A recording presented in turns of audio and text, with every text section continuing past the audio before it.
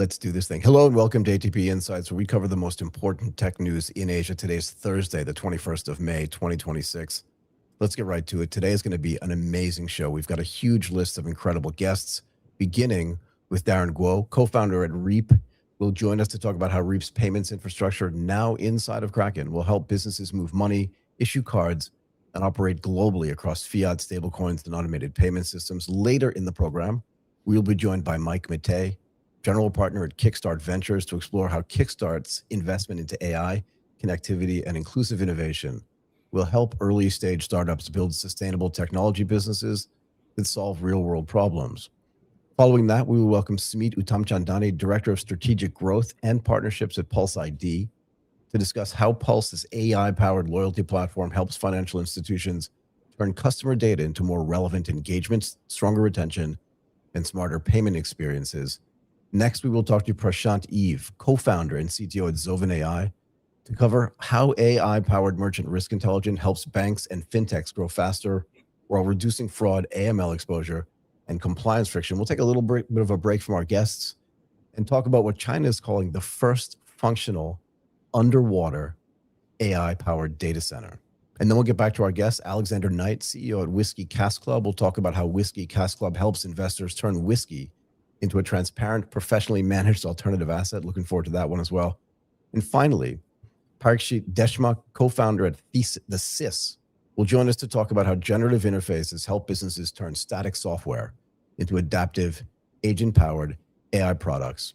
But before we get to all of our guests and some news, let's hear from our presenting partner, Twilio. Twilio is a secure and scalable platform to build amazing customer engagement without the complexity, with the AI-driven workflows you need to connect. They are trusted by over 300,000 businesses. It is the platform that makes more possible. Visit Twilio.com to start building today. Okay, let's welcome Daren, our first guest.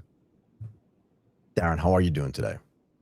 Doing well, excited to be here, and thank you for having me. It's awesome to have you here. Thank you so much for your patience. Look, we wanted to have you on the show to talk about how Reap's payment infrastructure, now part of Kraken, will help businesses move money, issue cards, and operate globally across stablecoins, fiat, and automated payment systems. And I guess let's just jump right into this, if you don't mind. What problem was Reap trying to solving the traditional banks, card networks, and payment processors were still not solving well enough? Yeah, so I think for us, we started here in Asia in 2018 with the goal of providing more financial access. And the way to go about doing that before stable coins became more mainstream was finding ways to digitize a lot of sort of payments and payables, accounting concepts that were very antiquated, especially on the technology side. So we spent a lot of time building up the licensing, the infrastructure, the compliance sort of protocols really needed to be able to supercharge the digitization of the financial access for small businesses and enterprises everywhere.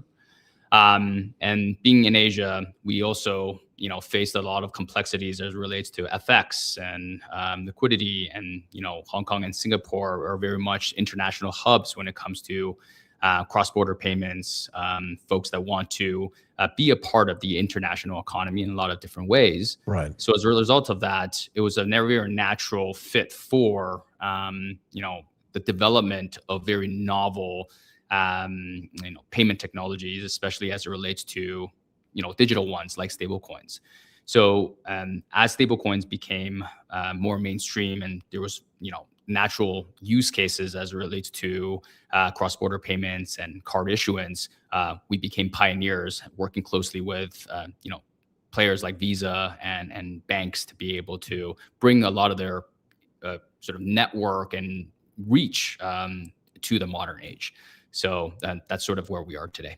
Do you want to talk, because you mentioned licensing as well, and I think a lot of people particularly in Asia and in Southeast Asia in particular, right, where the markets are really fragmented. Do you want to talk a little bit about how the licenses are actually assets in and of themselves?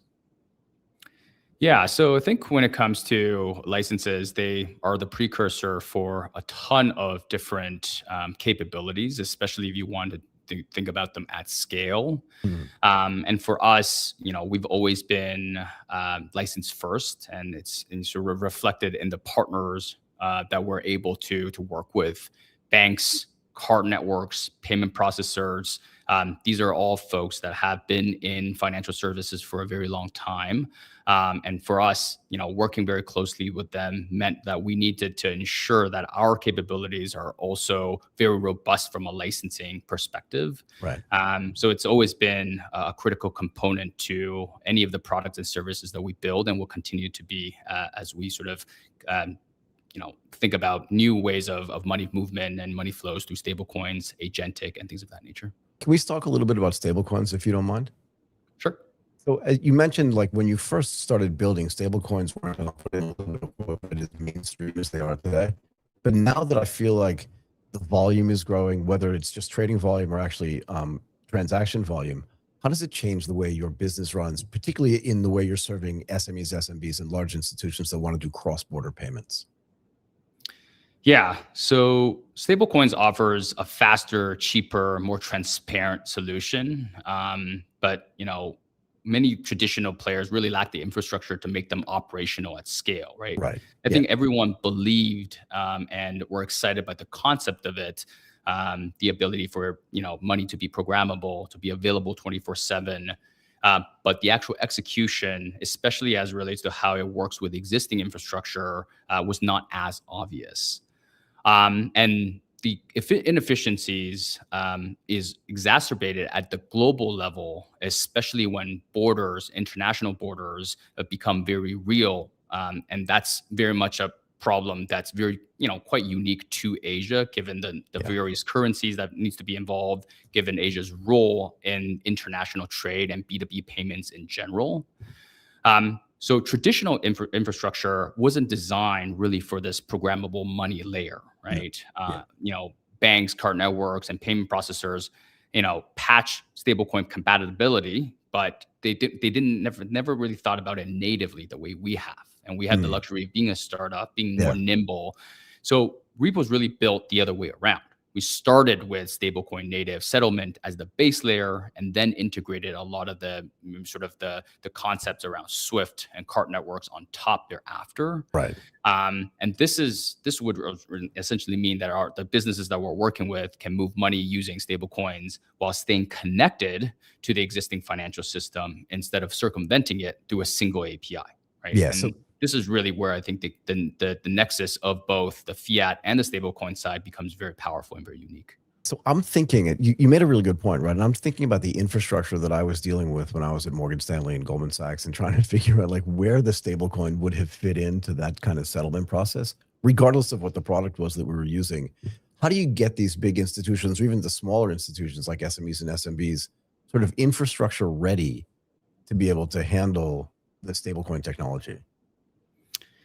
Yeah, so I think the adoption curve for these different sort of stakeholders that you mentioned, enterprises, SMEs, is quite different, right? And I think when we first started, sort of we work with folks that were very much sort of first movers, the one that really felt the problem of cross-border payments the most. And they were great design partners, very much working very closely with us to sort of design what the optimal solution kind of looks like. As stablecoins have become more mainstream, and enterprises like the JP Morgans and Goldman Sachs of the world have now gotten more excited and sort of understand the preliminary, I would say, benefits and value of stablecoins in a big way. I think for us, it's really about making sure that a lot of the packaging and the entire suite of products that we're offering is suitable for them, almost from an off-the-shelf solution perspective. Right. So everything from the way that we handle custody, the licensing infrastructure, the compliance infrastructure around transaction monitoring, KYC, KYB. These are all things that we've lived and breathed for a long time, but we want to make sure that all of it is consumable and understandable in all of the products that we do, so that enterprises like the ones that you mentioned are excited about and sort of are not afraid of adopting some of these sort of technology from a licensing and regulation perspective. Yeah, I mean, you must know this, right? But internally, there was never like a fear internally of adopting new technology, but the payment technology was something that was really critical to the businesses that we were doing. And that alone might have made them, at least initially, a little bit trepidatious about adding new stuff. Can we talk a little bit about Kraken and Reap? Absolutely. So congratulations, by the way. This is a very, very big deal, and an important deal as well. What does Kraken add to Reap that Reap couldn't build on its own in the near to medium term? Yeah, we're obviously very excited about joining For Payward, sure. right? Yep. They're sort of the they sit on top of Kraken and a few other different brands. And I think if you look at Payward, we're very natural fits with them, right? We're bringing some of the expertise around cards and payments to really Payward's more crypto native B2B infrastructure across trading and custody, tokenized assets, and on and off ramps and derivatives. And these are all things that we either wanted to build or eventually on a roadmap, or we wanted to sort of partner with folks because it was very much deeply requested by some of our customers as they thought about growing their portfolio of products and services as part of their platform. So Payward's deep regulatory coverage, first and foremost across the US and Europe, global liquidity, custody infrastructure, and a B2B partner network at scale. Building that from scratch would have taken us years. And I think we've essentially allows us to be able to supercharge products that have been requested by our customers for a long time. Specifically, I think Payward's EU and US licenses really open up corridors for us, right? When markets that were previously out of reach, but we wanted to serve, and we wanted to serve very, very fast. The reality is Payward Services has nearly 2,000, 1,900 B2B partners running on its entire infrastructure today. Right. Some of those obviously want to issue cards. They want to be able to provide fiat payment capabilities. And we want to be able to be the infrastructure partner for them. So this really allows us to provide a more holistic product suite where we're providing the fiat capabilities, the Asia capabilities, and we have access to global liquidity, custody, and settlement through Payward's infrastructure. Do you feel like I don't want to focus only on the stablecoin part of it, but I almost feel like the stablecoin is the glue that puts this whole thing together in a way, right? Because that's kind of the on-ramp, off-ramp to the connectivity between the crypto world and the fiat world, if that's fair, right? Because in some cases, if you're dealing with economies that don't have access to traditional bank accounts and that their currencies are hard to move into mainstream currencies like dollar, yen, or yuan, that having a stablecoin in USD makes it easier for them to make payments, whether it's from the US into Asia, Asia into US, and vice versa. Is that a fair assessment? That's definitely a critical component, right? The way we think about stablecoins, especially at scale, is that it's in an infrastructure. It should be invisible. And therefore, whether it's some of the markets that you described where traditional banking is not as ubiquitous as in more developed markets. Right. I think this is an infrastructure piece that allows net new financial services to be built, allows different use cases that we may not be relevant or familiar to us to be really driving and modernizing the financial stack for the people and businesses of those particular markets. But the common thread is the fact that we want a currency that's stable. We want to have infrastructure that's programmable, that's internet native. And this is really where stablecoins comes in. So it really goes beyond it being a token or an asset. It's really the infrastructure of choice for new age financial services to be built upon. So a couple more things, if you don't mind. Is there a learning curve for the SMEs and SMBs in Asia in general and Southeast Asia in particular to understand where stablecoins actually come in handy for them? And do you think it actually gives them the ability then to do business that they couldn't do before? Yeah, I think if you take a step back and you look at Asia's role, it's always been to serve as an international hub for non-Asia businesses, right? Right. Singapore, Hong Kong has always played that role.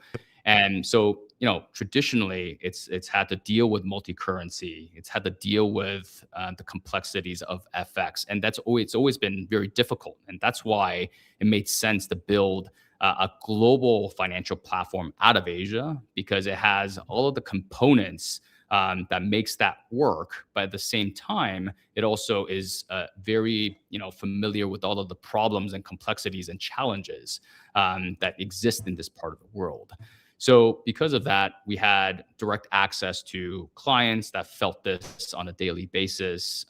Imagine, electronics trader out of Singapore or Hong Kong selling electronics to, CFOs and Yeah. SMEs in Peru. Right. Right. Exactly. This is a pretty common corridor, but at the same time, it's the Peruvian CFO may not be familiar with the FX components. The Swift access is not as sort of prevalent as it is, going from, let's say, South America to North America as an example. Right. So this is where stablecoins was able to create a lot more of a high impact as it relates to all of the different flows that we're working on.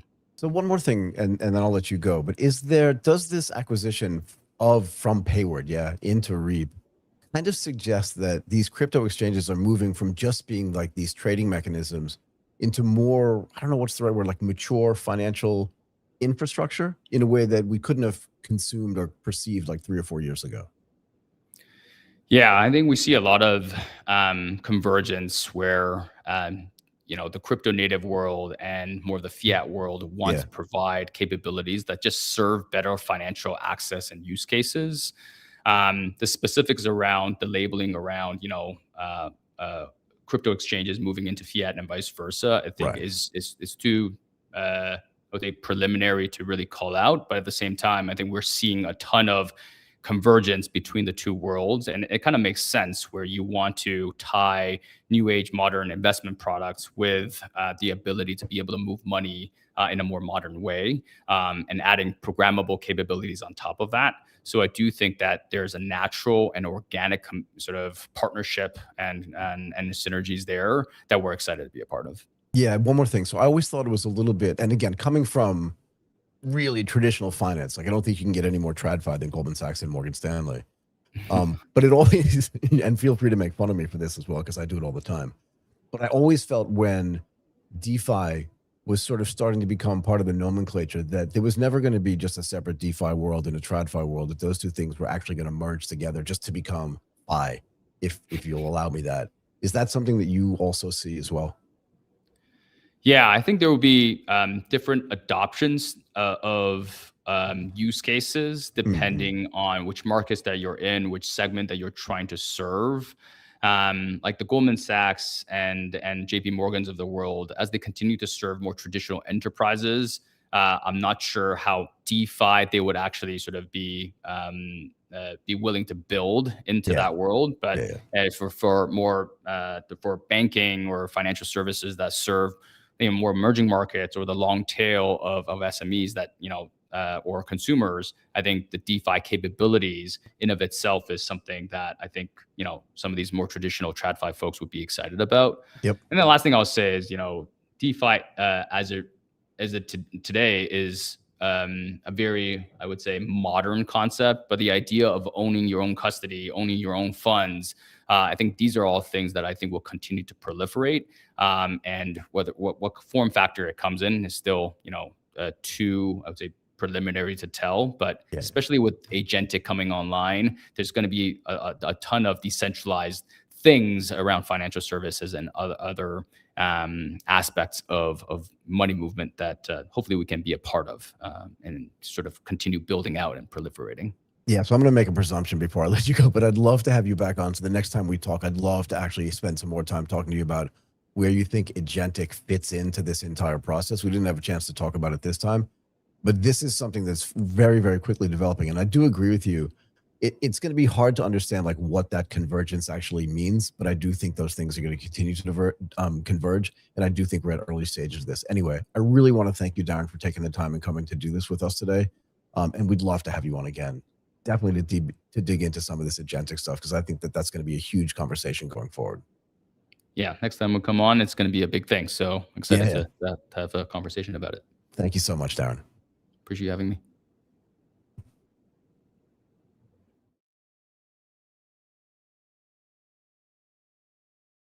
Okay, let's welcome our next guest, Mike Maté. Let's bring him in. Let's bring him on onto the show. Mike, how are you? It's very nice to meet you as well. Thank you so much for taking the time and coming and do this today. We wanted to talk to you about how Kickstart Ventures investment in AI, connectivity, and inclusive innovation is going to help early stage startups build sustainable technology businesses that solve real world problems. But before we get into that, maybe you can tell our viewers a little bit about the good work that Kickstart Ventures actually does. Sure. Well, my name is Mike. I'm one of the general partners at Kickstart Ventures. Super. We are the largest VC firm in the Philippines, but more importantly, we're a corporate venture capital firm. Yeah, so we're backed by Ayala Corporation, which is the oldest conglomerate in the Philippines, and Globe Telecom. I see you're nodding. You know these names very well. Very well. But I guess for our audience, Globe is probably the leading telco in the Philippines. Yep. And so Kickstart's mandate is really to invest in pre-seed and seed AI native North American and global companies, and really bring those technologies back into Southeast Asia and help them scale with the help of our limited partners. And it's a little bit of, I don't know if you've ever encountered an animal like Kickstart, but there's a few things we do that, right? So we look at AI native because companies now, it's not about if they're going to use AI, everyone is going to use AI, but it's how they use AI. So that's why we look at that. Next is we looked primarily in North America and outside Southeast Asia because I guess North America is really where the centers of AI technology excellence are, right? That's where the very big engineers are, big companies are, and third, at the end of the day, we're a corporate venture capital firm, but we are a venture capital firm. So we are an investor, and we need to find these returns, right? So where are the capital markets liquid? Where are you finding these exits? And I guess North America goes without saying that's where it is. Probably in other areas of the world, if we talk about this, maybe funding is a little bit less attractive. So we really go where the returns are and able to bring these returns back to our limited partners.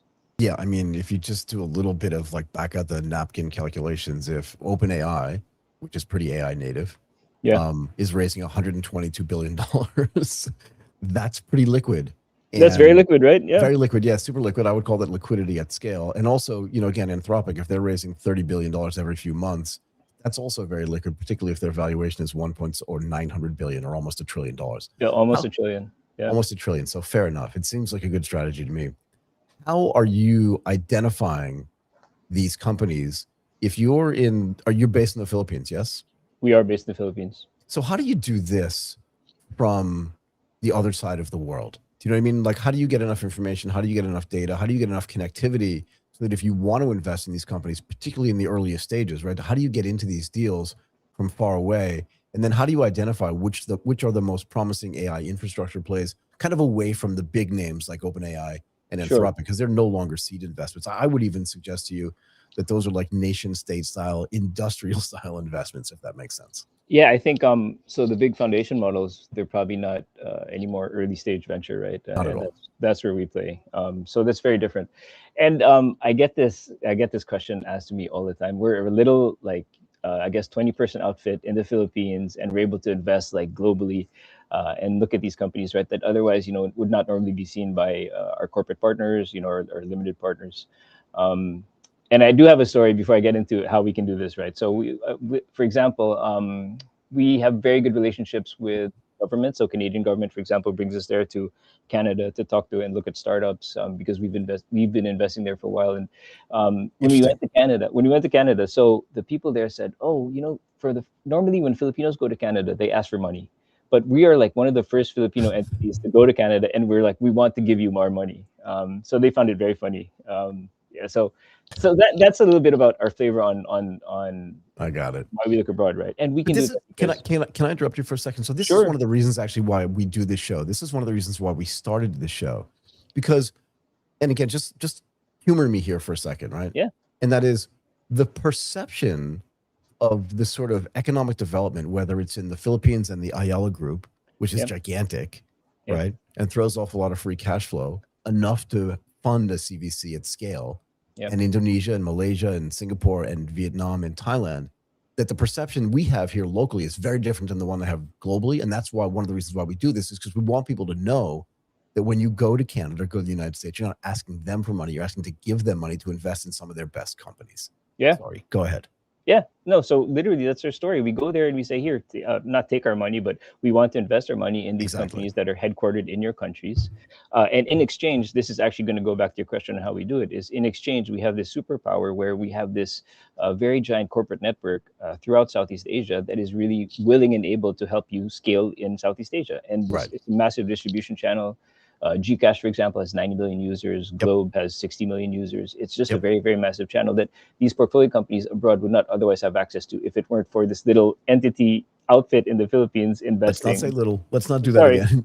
Let's this entity in the Philippines, right, investing outside the Philippines. So that's how we do it, right? That's the power that we have, and that allows us to open doors and access all these companies that normally people in the Philippines would not have access to. So can you give examples of like some of the types of companies? Can you categorize them or qualify them and say, like, when we go and look for companies in North America, whether it's Canada, the United States, or not, what are you kind of looking for? Again, away from the big foundational frontier models, what are the types of things are you looking for? So I think I touched upon this. It's probably going to be pre-seed, seed, AI native, and I guess what that means is we're done with the foundational models. The foundational models have won, or they're not investable for my outfit. So what we're looking for is these companies that apply the AI. So we are looking right now at companies that govern how agentic agents are authorized in your company, how AI retrieves your data, how AI is governed, who uses what AI platform. And an AI reasoning layer, one of our exciting portfolio companies called Lydia AI. So things like that, right? It's beyond the model layer, but we're sitting in between, on top of the model layer and the customer. And how important do you think orchestration is when it comes to the agentic side of business? And would you invest in somebody that's building that layer as well? Sure. So we have a company actually that leads perfectly right into it. We have a company called Lydia AI. Lydia, yeah. Lydia AI is a very interesting company, headquartered in Toronto, which is, I guess, some people say that's actually where AI was really founded. And what they do is they ingest all this like messy, unstructured data and come up with operational workflows that fix problems you have in the company. And the reason they actually did that is it's kind of happenstance, right? So they started out as a health scoring layer, and they ingested data from millions and millions of East Asians, and they were able to. It's all unstructured data, PDFs, handwritten notes, etc. Right? And they're able to put this into a reasoning workflow, a reasoning engine, and come up and make this reasoning engine make this data so much so that people became insurable and it was usable for underwriters. And it turned out that this reasoning engine was actually the key, right? Not the insurable data, but this reasoning engine could now be used for multiple verticals. And this multiple verticals is now governed by this orchestration agentic AI layer. I was going to say, I love this. So we were one of the earliest people to have Lydia on our show. Oh, wow. Well, because Lydia's first thing, as you said, was in healthcare, and the founder, the original Canadian founder, right, and also the guy who's in Taipei in Japan. Correct. Both of them have been on our show, so we're very familiar actually with Lydia. Again, starting in the healthcare sector, we did multiple shows on insurance and insurtech. They fit into that category, so we've spoken to them.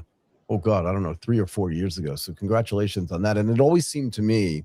And again, tell me where I'm wrong, but it always seemed to me that putting themselves just in the healthcare space limited their ability to grow. And now that they've seen that, and it's kind of cool that they call themselves Lydia AI, not like healthcare.ai and anything like that, because it allows them then to take all the skill set that they've built in the healthcare space, but also in the data, not management, but data understanding space. That's right. And fan it out into the rest of the vertical world. That now is going to create a really powerful platform. Is that a fair assessment? That is exactly what has happened. So I think since you talked to them, they were doing the health scoring, right? Yep. And then now is what I described is what currently they're doing based on this reasoning engine that they were able to figure out from what they were doing with all the health scoring. So yeah, this is kind of this applied AI where it's really working towards businesses, multiple verticals, and being on top of the model, but not at the customer level. That's kind of where the exciting part, right? Yeah, very, very, very. How do you? Bringing companies like from overseas, from North America into Southeast Asia is a great idea. We talk about this all the time. We like to make that connectivity. That was one of the things that I was telling you earlier. But how do you take the stuff that's there into markets where sort of digital adoption is really high? We know that, right? Whether it's the Philippines or Thailand or Singapore, where all the countries in Southeast Asia, digital adoption is really high, but sometimes the underlying systems are still a little bit fragmented. How do you work with that as well when you're bringing these companies in from overseas? It's it's a little bit of a, it's very difficult, right? Not very difficult, but what it is you have to pick and choose the right partners. So I think, our favorite topic, I think, for today is Lydia AI, and they're about to launch a partnership with Gcash. And they would not be able to do it, right, if Gcash doesn't have this massive distribution channel that is digital ready, right? They already know how to speak the language that the AI speaks, and they have touch points around 90 to 100 million Filipinos. It's really finding the right partners. We could not plunk the Lydia AI into the Philippines with any random company, right? But if we, fortunately for us, backed by the Ayala Group, we have people like Gcash, people like TPI, that really speak this language and are able to reach a lot of people. You're going to hate me for this as well. Go ahead. But we've also had Gcash. We've also had Gcash on our show a bunch of times. So the fact that like those are the two examples you give actually makes my life super easy. Yeah. Because we've had like 2 or 3 conversations with Gcash. Again, somewhat in the insurance space. But I think this is the other thing that people don't know, right? So one of the problems that Gcash solves and addresses, right, is this sort of last mile payment ability inside of a country where in the main cities, your ability to move money around is pretty straightforward. But with all the foreign overseas workers sending money in the billions of dollars back into the Philippines, Gcash solves that kind of last mile problem. But then having Lydia AI attach their ability to do all this analysis and the data understanding onto it makes for a pretty good partnership, no? It makes sense, right? It makes sense. No, I'll tell you, the first time we talked to Christine and Anthony, it was like ding, ding, ding, ding, ding, right? It does. Where you're like, wait a second, I know where this is going to work. Exactly. And that's how we do it with all our portfolio companies, right? It's like you immediately can see, okay, this is going to work. And probably the group's not doing it yet. Ayala hasn't thought about doing it, but it's something that they might do in the future. And then we will work to get them to scale with the help of this. And it's like, they really, this like light bulb moment, right? So, very thankful for that. But I'm glad we talked about this actually, and that we identified the fact that obviously we are familiar with both Lydia and Gcash, because I do think it's the perfect example, and maybe you can dig a little bit deeper into this as well. But I think it's the perfect example of what you were saying before, is that we don't just want to invest in your company in North America and then just walk away, but the connectivity that we have, and maybe you can talk more about that connectivity in not just in our own country, but in the entire region, because of who we are and what we know, allows us to really provide value. Not just like fake value that other people say they can provide. This is the perfect example of that, right? Where both sides benefit and everybody, and you win as an investor, yeah? Yeah, no, listen. So I guess there's 3 steps there, right? We go to North America, we identify these companies that we think there's a strategic fit, right? Second is we bring them back to the Philippines and have a chat with our limited partners. So I mentioned Kickstart is a little outfit. And I wanted to, half of that outfit is really just people connecting our limited partners and people in the ecosystem with our portfolio companies and helping them grow, because that is our mandate, right? We really have to help them grow. So Lydia, for example, they came in and our team that does it, they connected them with Gcash and have worked with them doing that. Not only Gcash, right? I can say that they are now talking to multiple other touch points within the Ayala ecosystem. And so what that happens is Lydia is, I guess, already massive in Taipei, massive in Taiwan. Now they're going to be very big in the Philippines with this very broad millions of distribution channels that we can give them access to, right? And then step 3 is what we've been talking about earlier from a VC portfolio construction perspective. We go back to North America and say, okay, look at this company that has a massive distribution channels throughout Southeast Asia.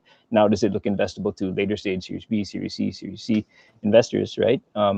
And that kind of completes the loop for us, right? It helps the portfolio company, of course. It helps our LPs, of course, which is our, what our reason for living. And at the same time, finally, it helps me as a VC, right? Bring these kind of like returns to Southeast Asia.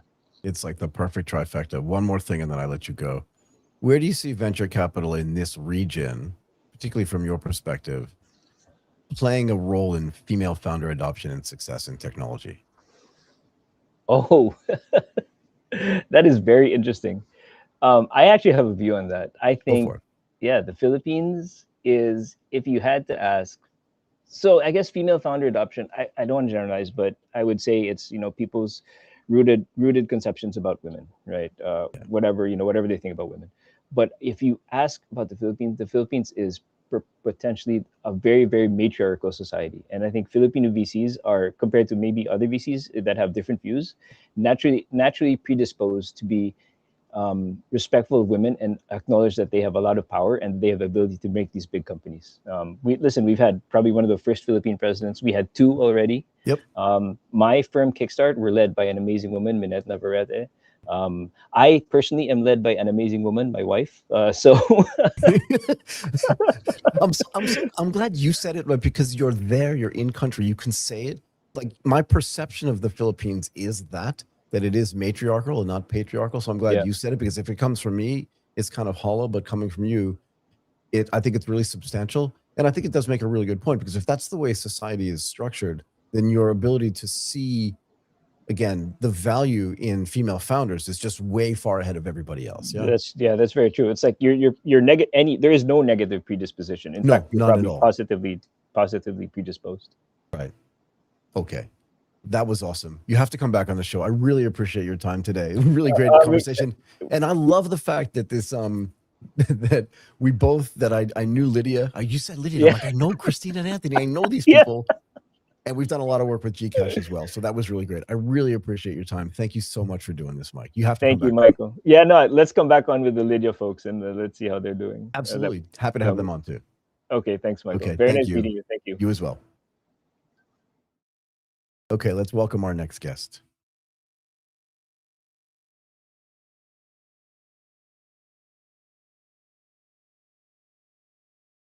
Sumit, are you there? How are you? I am super duper. Okay, let's get you in. There you are. Okay, Sumit, thank you so much for joining us today. I really appreciate it. We wanted to have you on because we wanted to talk about how Pulse ID's AI-powered loyalty platform, this is always super interesting to me, helps financial institutions turn customer data into more relevant engagement, stronger retention, and smarter payment experiences. But before we get to that in detail, why don't you tell us a little bit about the good work that Pulse ID is doing? So basically, we are in the business of end-to-end, hyper-personalized, gamified loyalty, reward, and engagement solutions. The idea was, so I've spent 25 years in banking and finance. I've been on the other side of the table. Challenges generally the bank faces, you need multiple vendors to work, in synergy at 100% to deliver like a complete loyalty reward stack, especially a modern.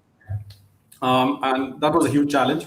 So we bring everything in one single orchestration layer, from your earn, burn, rewards, engagement, personalization, merchant funded offers, discount, and that's essentially what we do as elevator pitch. Okay, that's great. Can you talk to me how AI itself is changing what hyper personalization actually means in financial services?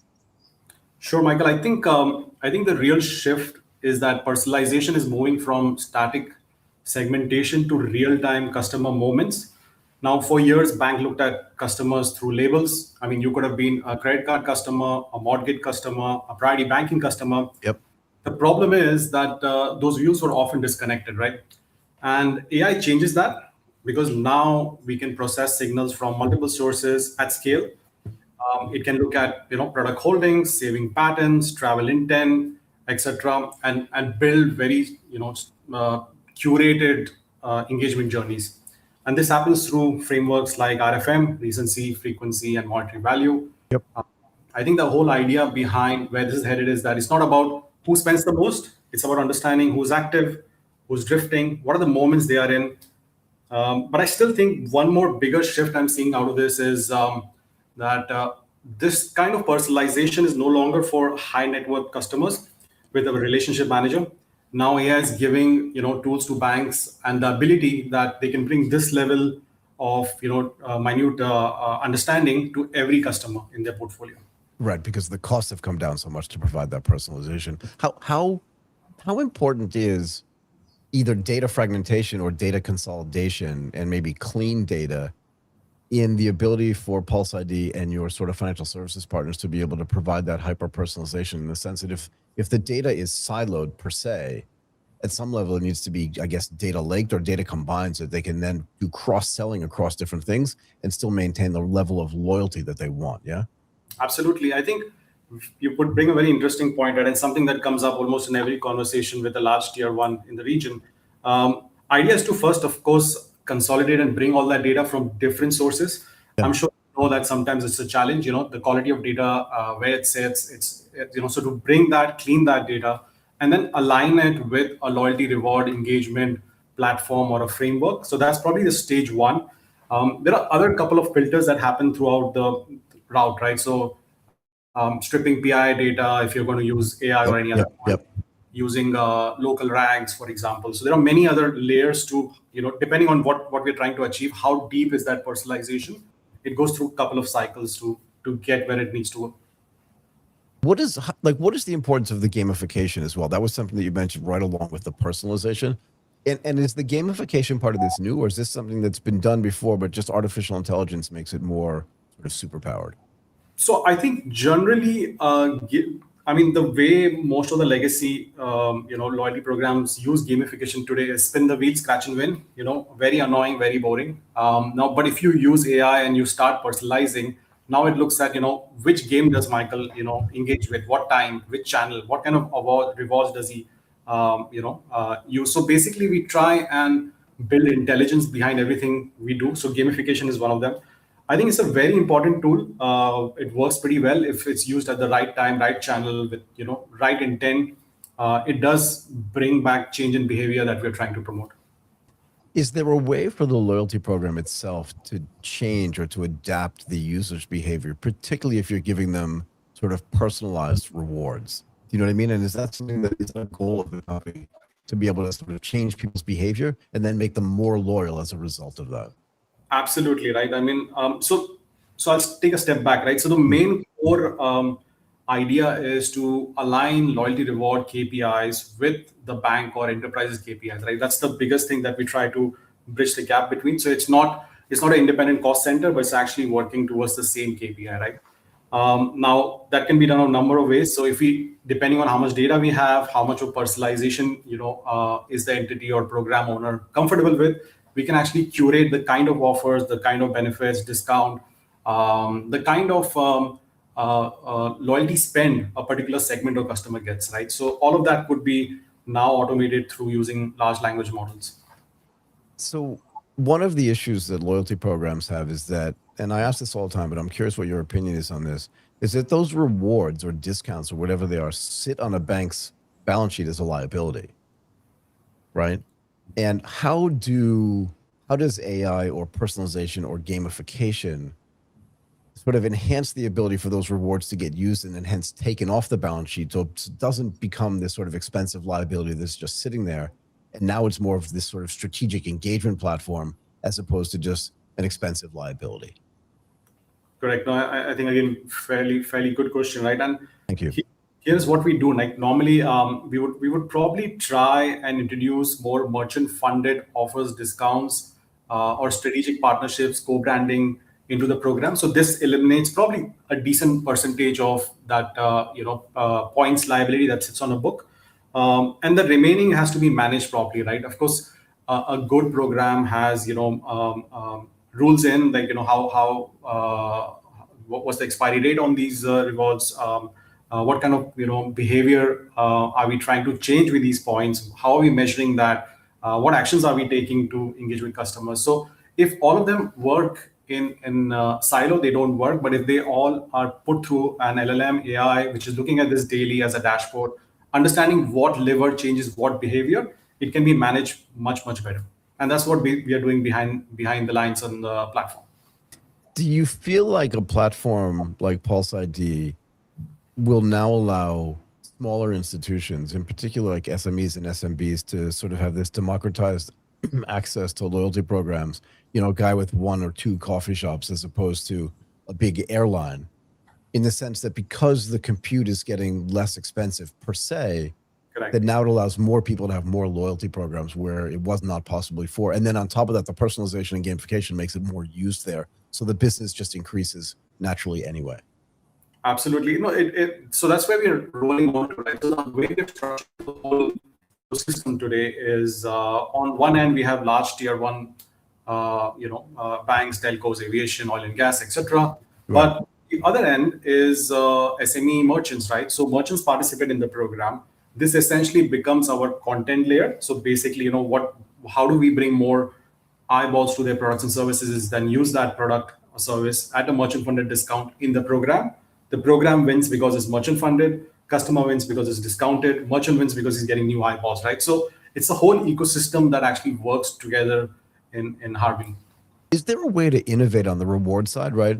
Like, I feel like this new technology, because you can personalize things, that you can create specific awards just for me that maybe you wouldn't be interested in, or that, you know, my sister might not be interested in. But does this facility of artificial intelligence and even just like intelligence-based or intelligence-driven loyalty allow you to create new products that you couldn't create before because of all this new technology that's available?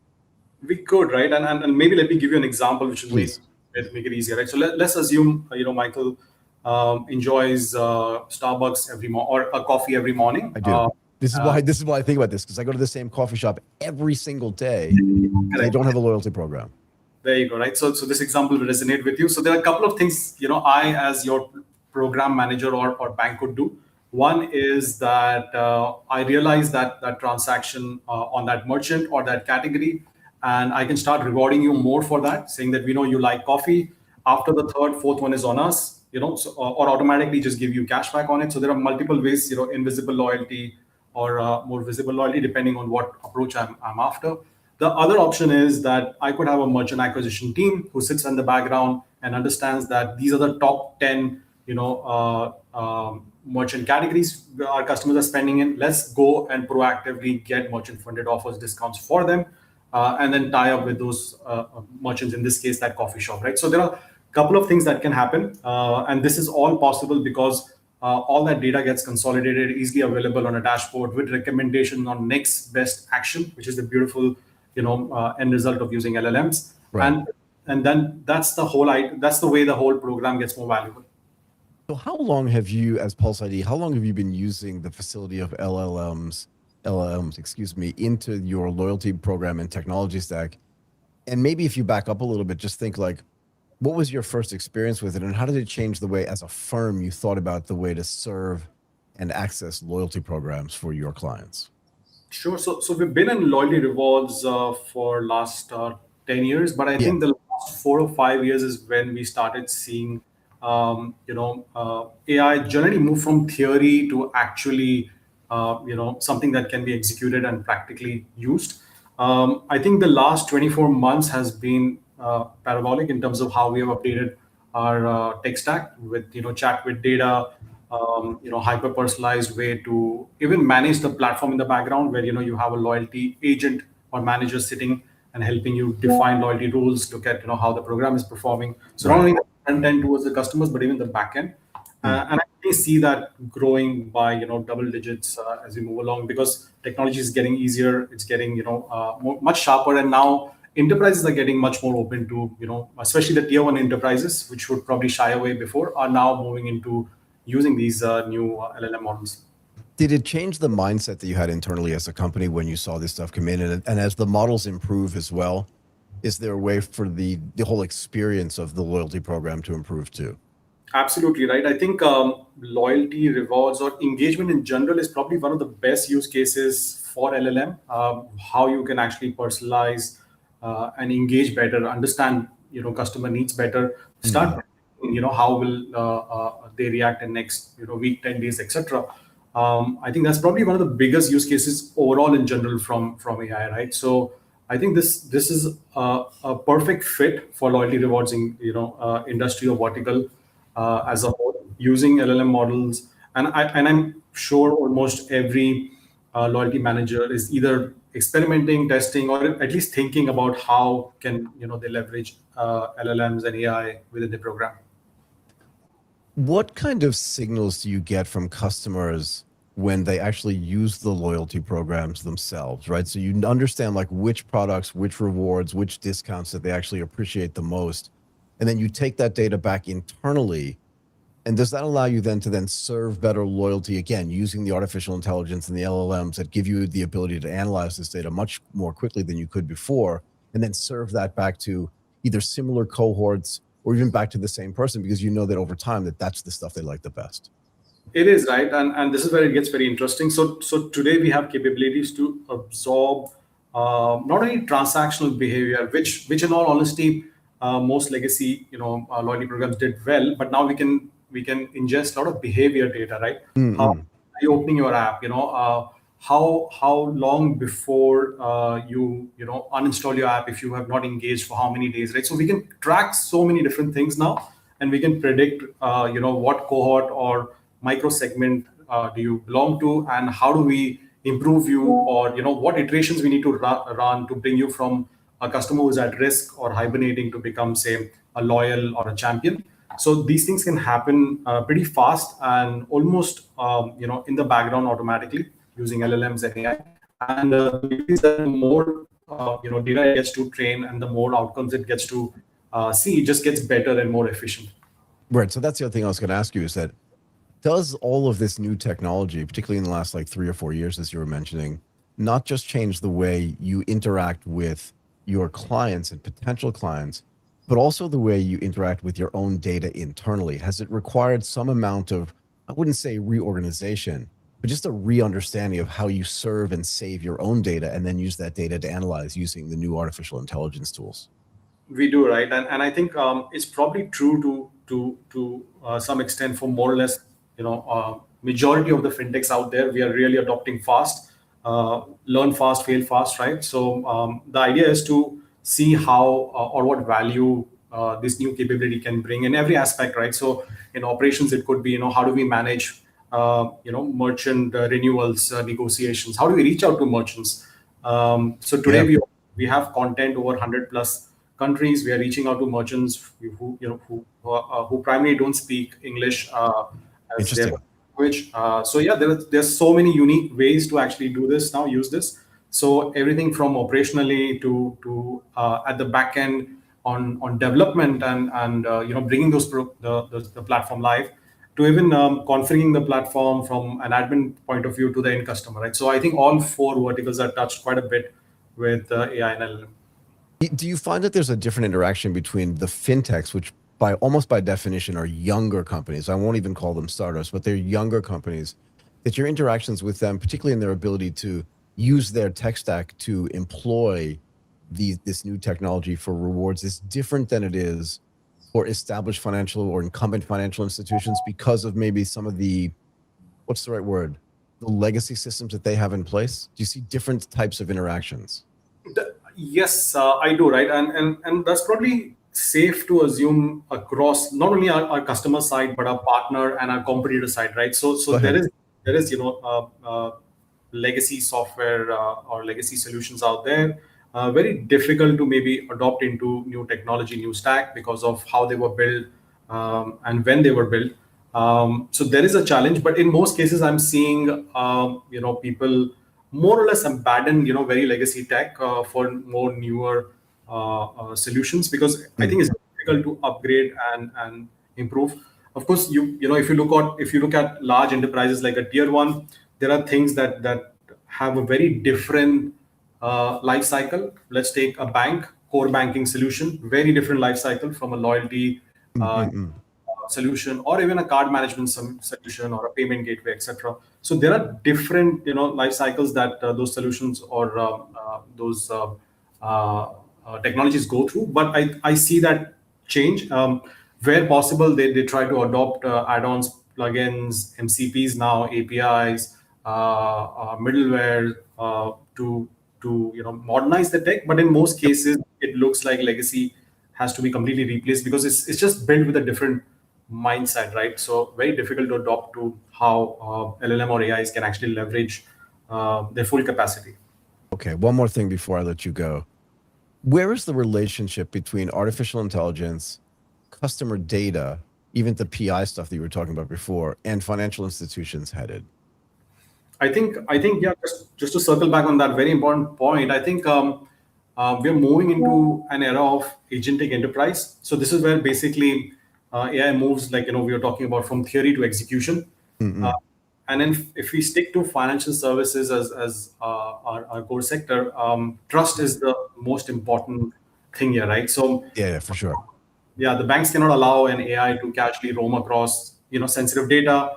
You can't have a model hallucinate a balance, for example. So we've seen those early examples, expose PI, or make even decisions or recommendations without any control. So I think there are many layers that today we are using to solve for this. But if I were to consolidate, I think there are three main layers. So first, we sanitize the data. So we have a sanitization layer. So this is where basically all the PI data is stripped, masked, or tokenized before anything even touches the model. The second, very interestingly, is governed retrieval, or what is known as RAG. So this is where AI is actually grounded instead of reading through everything freely. Very popular in regions where data regulations or residency is very, very key and important, especially in banking and financial services.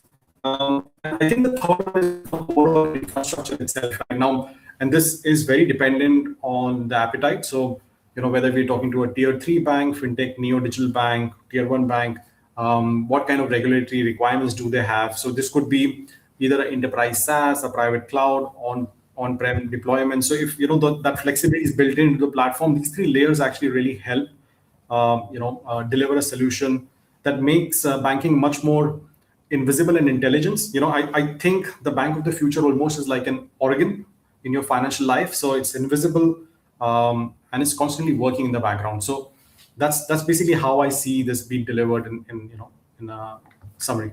Awesome. Okay, Sumit, I'm going to thank you so much for coming on and doing this today. I really appreciate it. We'd always love to have you come back and have a longer discussion on this as things change. But thank you so much for doing this today. Pleasure's mine, Mike. Thank you. Bye-bye.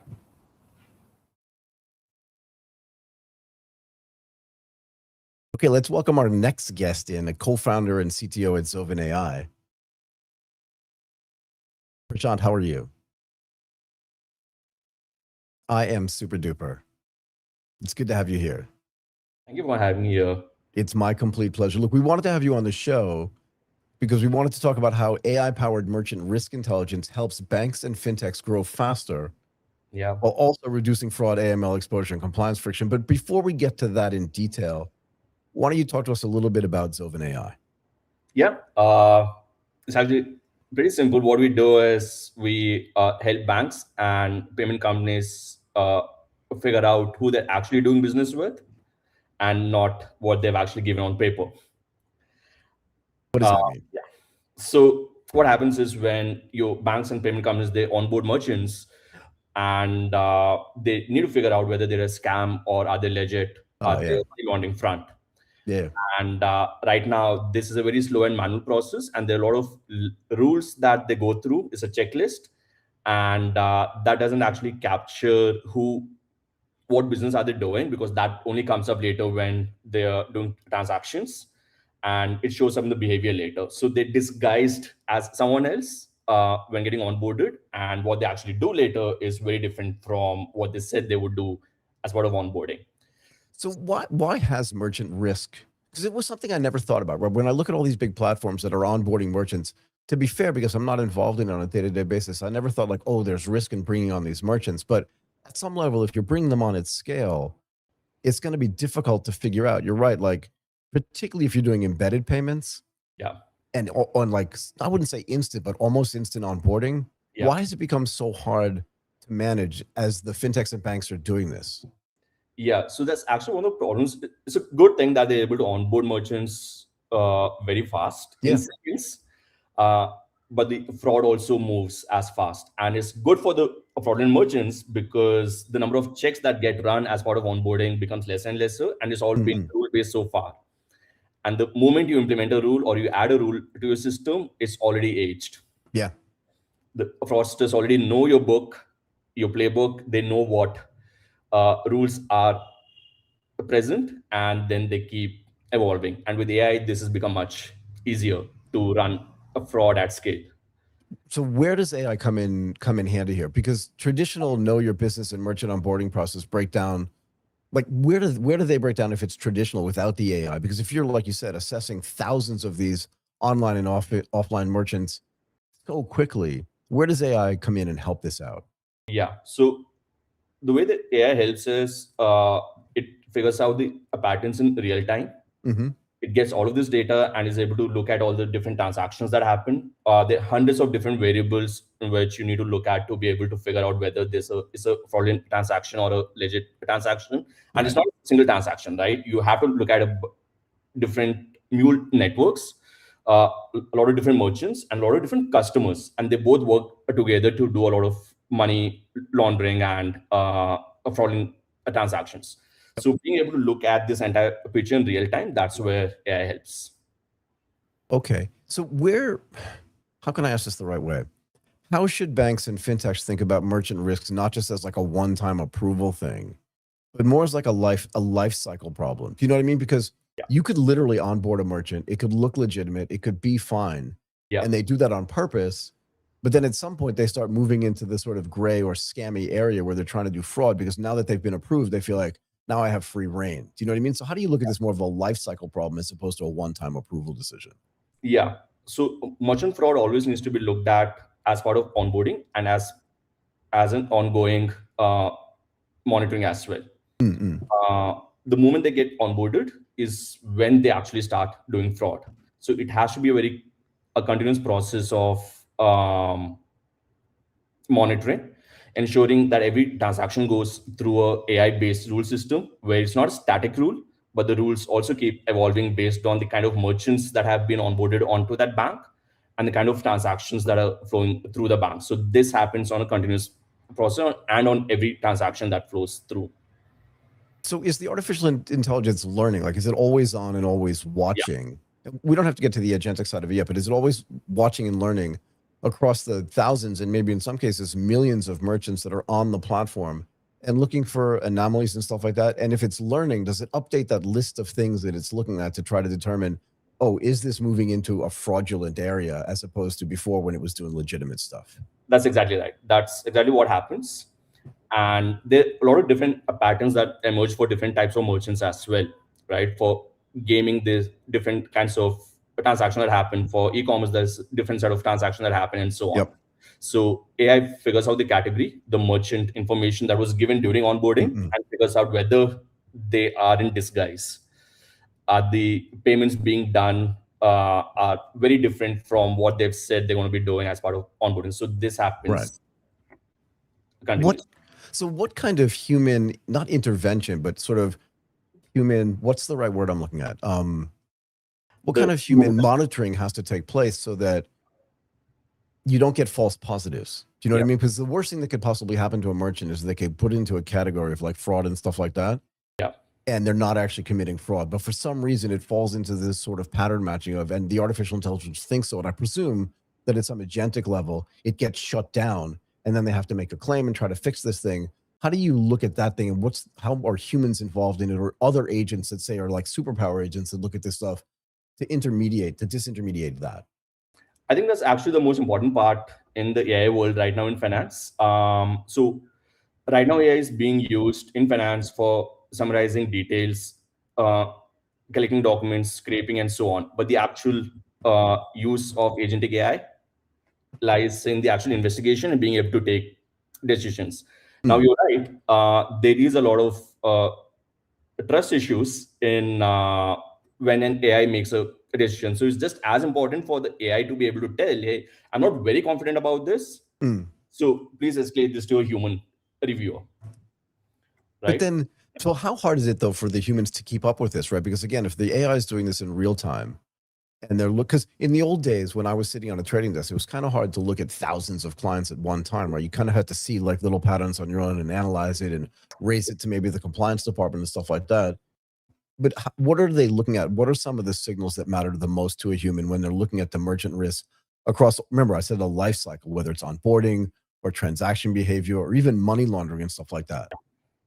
One of the main things that the risk analysts, they look at is the MCC of the merchant category classification that happens. So every merchant tells what they do in 4 digits, which is given by the networks, Visa and MasterCard.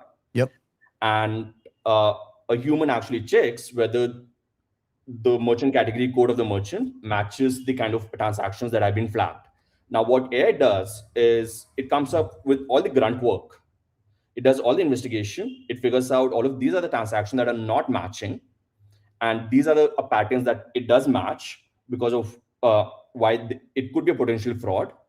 And the entire document goes to the risk analyst. So this becomes really fast. They don't have to do any work and they can see the entire set of data. Right. So how do you work together? Because you just mentioned Visa, but I'm sure you have tons of other sort of institutional grade partners and even smaller partners. Yeah. How do you work together with these sort of fintech and incumbent financial institutions to make sure that you're aligned and that you both understand what this idea of fraud and risk mitigation that's actually supposed to look like? You know what I mean? Because if you're looking at it one way and they're looking at it another way, there's going to be a little bit of a conflict. How do you work that out? MCC is actually the thing which connects all the merchants and the banks and the financial institutions. So this is something that's understood across all the banks globally, right? And the MDRs, the interchange rates are also based on this MCC, and this is also where a lot of fraudulent transactions happen, where they say they're going to be MCC X, which has a much lower interchange rate, and then they start doing MCC Y, which has a much higher the interchange rate. That's one. The second is when all of these different institutions, when they catch different kinds of signals, right? And to be able to match those patterns, get those signals, you'd also need a lot of data. Yeah. A lot of these institutions are collecting all of this data and figuring out patterns, but in isolation, in silos. If all of these institutions are able to share the data and the signals and the patterns with each other, it becomes much, much easier to be able to catch that fraud much faster. So I do think this is where it's also heading lately, because with AI, again, a fraud is becoming very fast. The fraudsters are able to come up with new ways to do the same fraudulent transaction. They're all bypassing the existing static rules that are there. Are we in a situation where some of these fraud factories, and I think you know what I'm talking about, are setting up fake merchants as part of their strategy and then just continually trying to sign up, do you know what I mean, to some of the platforms to get their merchants on, and maybe even doing a few transactions that makes it look like they're real? But because they're factories, they can just crank this stuff out, you know, thousands of sort of businesses at a time, and some of them sneak through. Yep. So this is what we call a mule network. Issue for every single bank in India as well. Because there are a lot of categories like your gambling or adult content or gaming, which are propagated by car networks and financial institutions. What they do is they get these mule accounts and they do the transactions through these mule accounts. So even if one is blocked, there are 1,000 more that they can accept the transactions on. So the way that we actually solve this also is they're very specific websites. They're very specific channels on which these fraudsters work on. Right. There's a Telegram, there's Meta ads, there's a lot of Play Store ads and all of this. So the way to do it is being able to scrape through all of these different websites, these ads, these Telegram channels, figure out which ones are running a prohibited business, and then get the mule account IDs from there, and then block those, and then share that across the entire ecosystem. Interesting. Yeah, but I mean, once the mule account is actually figured out, unless you're at the top level of it, it's already going to be too late, right? So even if you tell, I mean, I guess if you tell other institutions, they'll just shut that one down and have and spin up a new one. What I'm also curious about is, do you feel like your institutional clients, your big banks, your big financial institutions, are actually ready from a data standpoint? In other words, that their data, as you mentioned earlier, isn't completely siloed, so that it's sort of not fragmented enough so that they can't connect all that data together and do real analysis on who their merchants are and what they're doing and do the proper comparisons. And on top of that, that they're also ready for agentic implementations, or are their legacy systems getting in the way of them doing this as fast as you think would be better for them to do? I think there are a couple of issues here. One, figuring out the pattern after the data is received, it's already too late, like you mentioned earlier, right? Yep. And that's how a lot of older systems, the legacy systems, have been working on.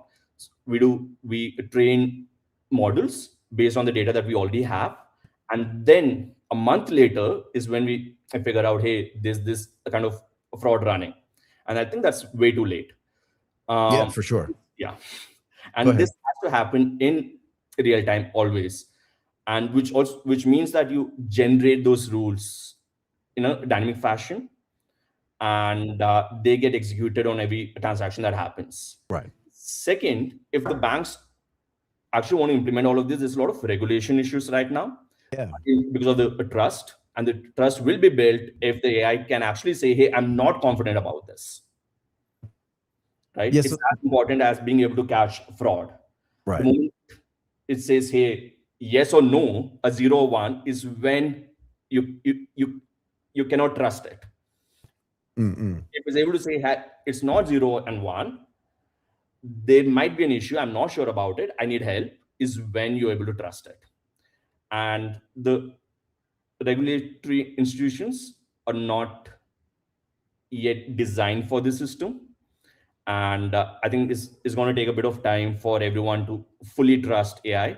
And even right now, a lot of these AI agentic platforms, they're only scraping or just looking at the documents and just giving a summary, right? So there are not enough companies using agentic AI for investigation, for making a decision yet.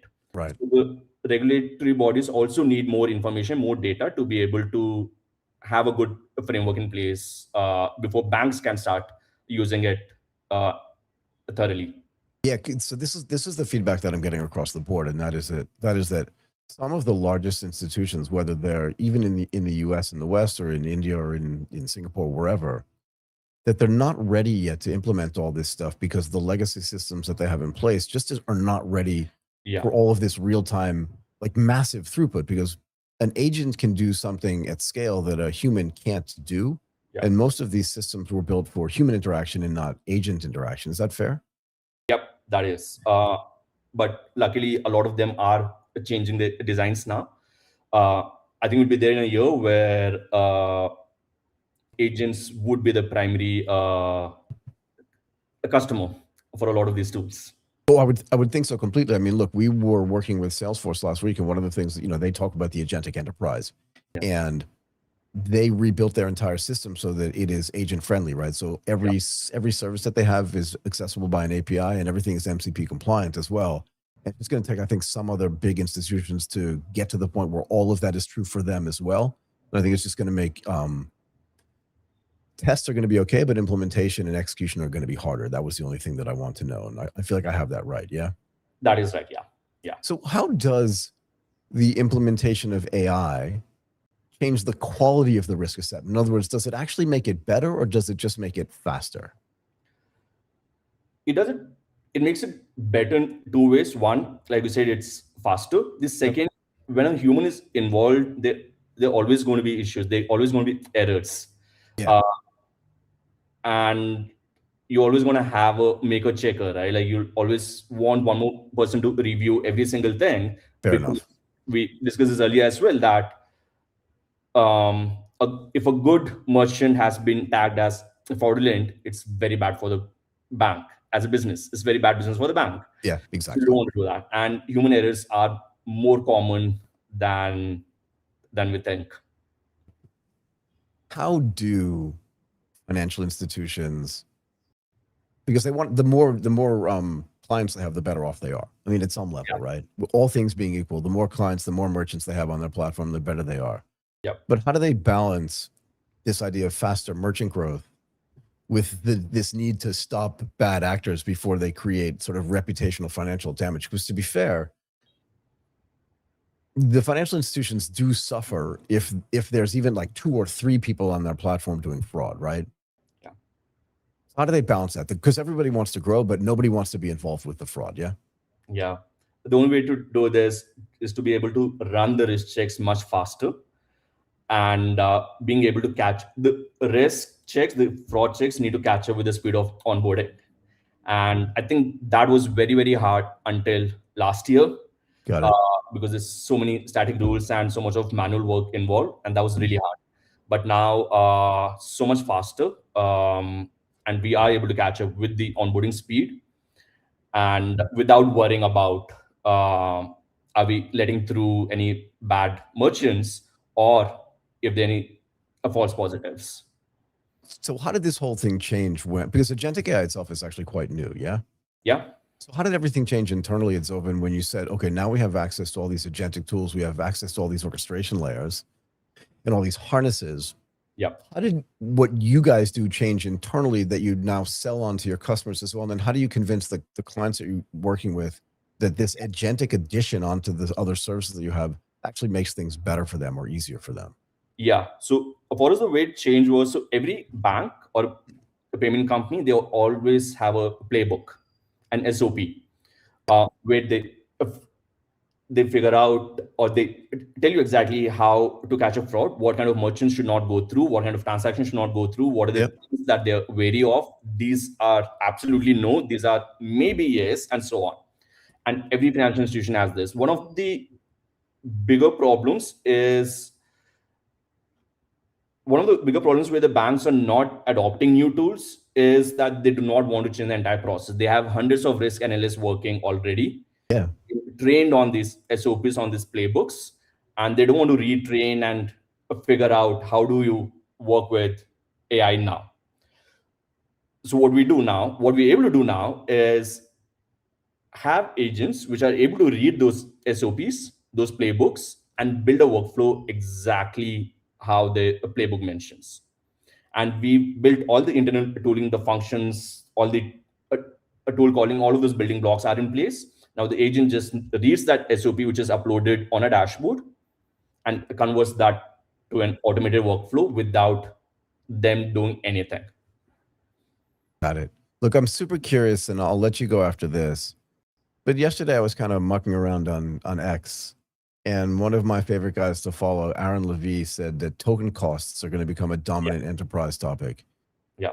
I mean, agents themselves devour a lot of tokens. So how do you work with your clients to understand, like, not just before, but while they're implementing these new strategies, particularly if they have agentic AI built into them, what the actual costs of the tokenization is going to be in the context of, should we just let a human do this, but it's less efficient? Or should we let an agentic AI do this because it's way more efficient, but it could be more expensive than we expected? I personally don't think token cost is an issue at all. Interesting. Tell me why. If you look at the last 2 to 3 years, for this same token cost, you're able to do so much more, at least 100x if you compare that with 2024 token cost.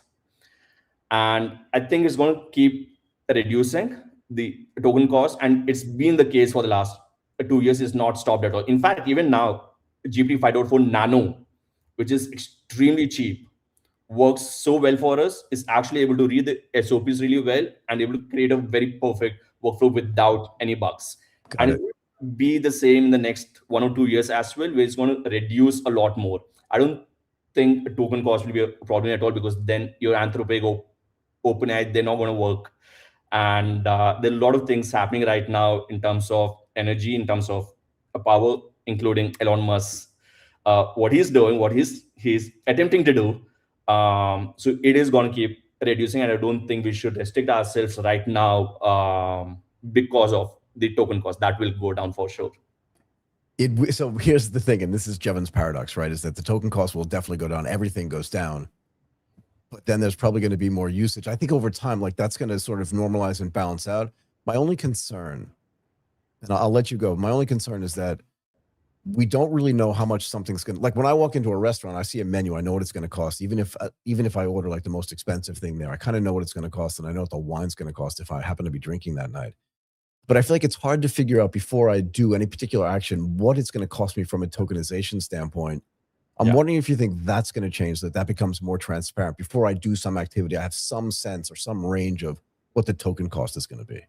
You're right. And I get what you're saying. And I think that is an issue in some cases, especially, let's say, even in software engineering. I think that's a problem. Yep. But in this space, in the risk and compliance space, in financial institutions, I don't think that's a major problem, because it's not subjective what we're doing. We follow workflow. We know exactly what needs to be done. Yep. We know exactly the kind of merchants that get onboarded. There's an entire SOP, there's an entire playbook. And we know we need to run step 1, step 2, step 3, step 4. And the cost for this doesn't change much across runs. Got it. So for some fields, for some verticals, I think it's not a problem, but for others, I think it is still a problem, and people are just living with it, the uncertainty, because the outcome is so good. Like, okay, fine, it's all right. Got it. Okay, Prashanth, thank you so much. Thank you for being so like generous with your time and generous with your thoughts, and thank you very much for coming and spending some time with us today. I really appreciate it. Thank you so much for having me. It was lovely talking to you. It was lovely to talk to you as well. Thank you. Thank you. Bye-bye. Bye-bye. Okay, before we get to our next guest, I want to get to a little bit of some news in Asia. And I thought this little piece of news was actually quite interesting. Actually, I wouldn't call it a little piece of news. I would call it a significant piece of news. We mentioned in the intro that China has actually put an AI data center underneath the ocean. And I want to kind of run through what this is and what this means. So China says an offshore, and we'll get to the details on this as well, wind-powered underwater data center near Shanghai's Linglang Special Area has entered commercial operation. Now, Tom's Hardware, which is a very well-respected online technology blog, reports that the project is a $226 million, that's what it costs, 24 megawatt subsea AI facility with roughly 2,000 servers. That's a lot. Excuse me. Sealed and pressure-resistant modules, seawater-based passive cooling, and a reported PUE. So for people that don't know what PUE, that's a power usage effectiveness measure below 1.15. And if my memory serves me correctly, maybe we'll get to this later, the average PUE for like a data center is 1.5. So it's well below that. And the point here is actually kind of interesting. If you move compute closer to offshore renewable power and use the ocean as the heat sink, right? Because the ocean is going to be naturally colder than the air up in the environment where we normally live. It reduces land use, right? So this is one of the complaints, that there's not enough land out there to build these AI data centers, whether it's in China or anywhere else in the world. Freshwater, which you don't have to use, you're not taking gallons and millions of gallons of water out of lakes or out of the ocean near where these land-based data centers are built. And it lowers your cost for cooling because it's naturally being cooled because it's underwater. Now, the caveat here is that the numbers about this system are not actually perfectly aligned. If you go out and do some research, look across all the sources, the numbers are not perfectly aligned, right? So there's reporting that says that the facility's pilot phase it's in operation, but it's only 2.3 megawatts, and that the full project, as I mentioned earlier, is going to be 10 times that size, approximately 24 megawatts. 95% or more is going to be renewable electricity from a nearby 200 megawatt offshore wind farm, and projected annual savings of 61 million kilowatts of power. So I would say this is a commercial underwater data center deployment that's actually operational, so that's kind of cool. But the full scale is not there yet, and it's probably going to get staged before it becomes fully loaded operational capacity. And I like to ask, like, is this actually a good idea? Or is this like an engineering test? And to be fair, I think that the cooling logic here is actually quite real. If you think about it, if you just sit down and think about it, if you take any kind of inanimate object, like even this thing that you see me playing with, and you put it underwater at the bottom of the sea, it's going to be a lot colder than it would be up here on Earth, right? And if you know this, the data centers turn nearly all consumed electricity into heat, right? And AI GPU clusters intensify that problem. So literally, if you just think about a normal data center or a data center that's not doing AI, it's just going to have a bunch of computers and a bunch of racks, and it's going to get hot. But the AI GPU clusters intensify that. It's going to be even hotter. So using seawater, which is what they're doing in this case, as a massive heat sink, can reduce mechanical cooling loads. And this claim that it's PUE, again, the power usage effectiveness is below 1.15, would be materially better than the 2024, it's not that long ago, industry average of PUE about 1.56. This is as it's reported by a company called Uptime Institute. Now, interestingly enough, Microsoft's Project Natick supports this technical premise. So what is Microsoft Natick? Microsoft, I think a while ago actually, submerged North Sea module ran 864 servers for 2 years. They also used renewable energy, and they reported a failure rate, because this is one of the things that's going to be important, right? They reported a failure rate, let me get this number right, of roughly 1/8 that of a land-based control group. So think about that. It's actually less rate than it is if it's on land. And that's actually kind of cool, I think, right? Now, Microsoft attributed the reliability benefit partly to the sealed, dry nitrogen environment and the absence of any human handling. And that's super cool. No pun intended. But the power usage effectiveness is not the whole story here, and it's not the only answer here. So a low PUE, as we talked about, says that the facility uses little extra energy for cooling and overhead, but it doesn't answer the total cost. Now, here's what you have to think about. Serviceability, right? We talked about this in the same way when Martin and I talked about this actually on AGTP. How do you service this thing?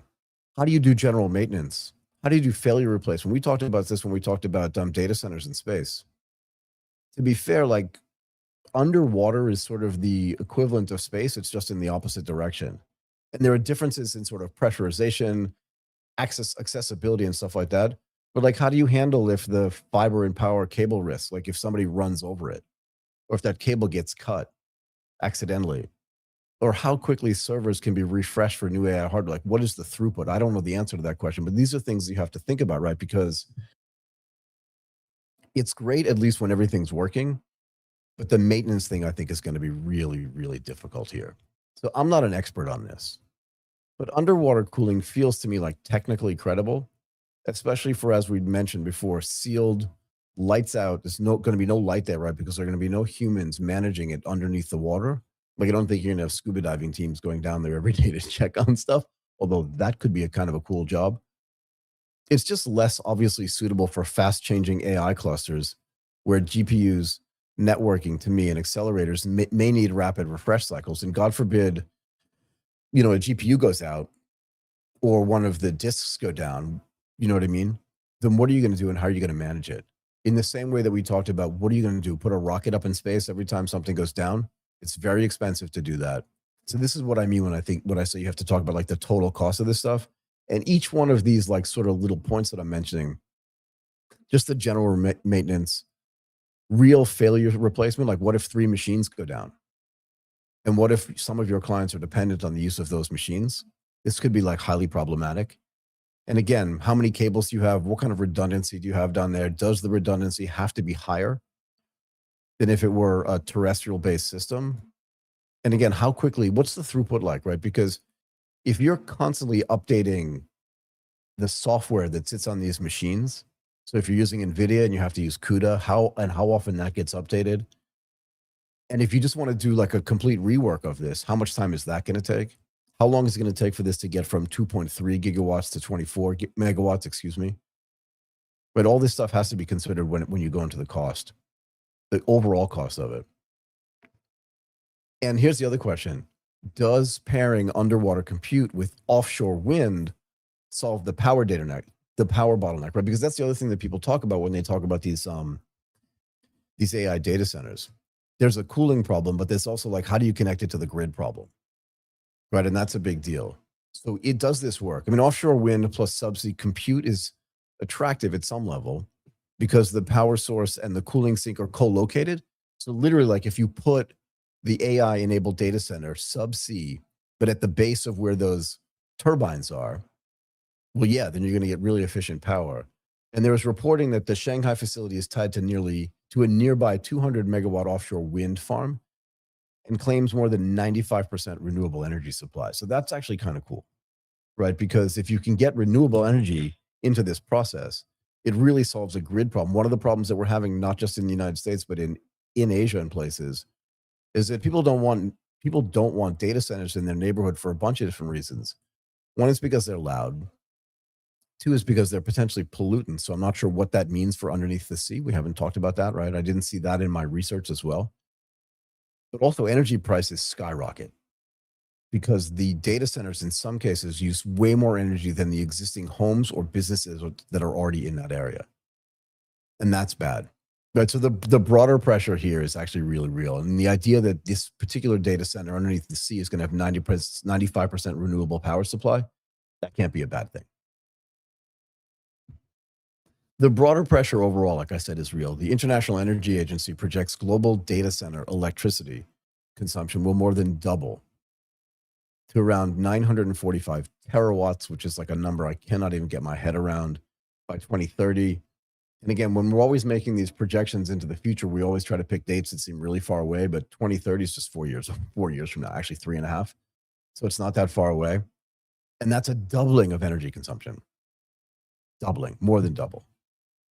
And we know that these IEA, numbers are based on, with AI as the most important driver of this increase in energy. And to be fair, as populations grow globally in pockets, the more humans that are on the earth, the more things that we produce, whether it's data centers or office buildings or just electric cars, the more energy we're going to consume as humans.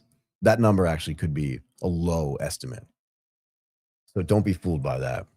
It's slightly, think about this. The IEA says that that number is slightly more than Japan's current annual electricity use. So think about it. That number is going to increase by the total amount of current electricity or energy consumption that Japan actually has. It's just a massive number, okay? But here's the other thing too. Renewable energy can sometimes be spotty, particularly if it's wind and turbine based. It's never going to completely go away. But if you want to do AI workload, you want to have consistent and constant power, not just cheap renewable energy. So you have to be careful about this. Training and inference clusters, right? So training is like the most sort of tech and power and energy intensive thing that the model companies do. The transformer models, the frontier labs are using massive amounts of energy and compute to do the training. But also in inference clusters, they need high availability. The one thing you don't want to have happen is if you're building a model for you or for your customers, is to have the model stuff not be available, to have the data center not be 100% available.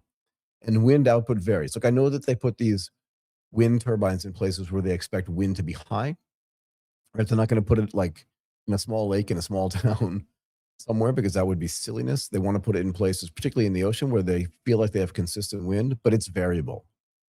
And you cannot 100% count on it. And unless there's shore power, batteries, and all this other stuff, or grid balancing, offshore wind alone doesn't seem to solve the reliability problem. So, you know, and again, Microsoft did this, but they never commercialized their Natick project. Okay, they didn't. They just did a real test. And I think it had 864 servers. This one's supposed to have 2,000 servers. So it was a little bit less than half the size. And they thought it was feasible. They didn't think it was feasible enough to actually commercialize it. So this architecture, while good, may work best for just flexible or batchable workloads, maybe for AI data annotation, offline inference, rendering, backup, and non-latency sensitive training. They're probably better candidates than mission critical, low latency cloud services. That's the other thing too, right? It's like, what's the connectivity like for a data center that sits underneath the sea? What is the cabling like? And what is the throughput like to the people that are going to use it? Where in the ocean does it sit? And who knows, like, do ocean storms matter? Do waves, like all this kind of stuff? Does it all matter?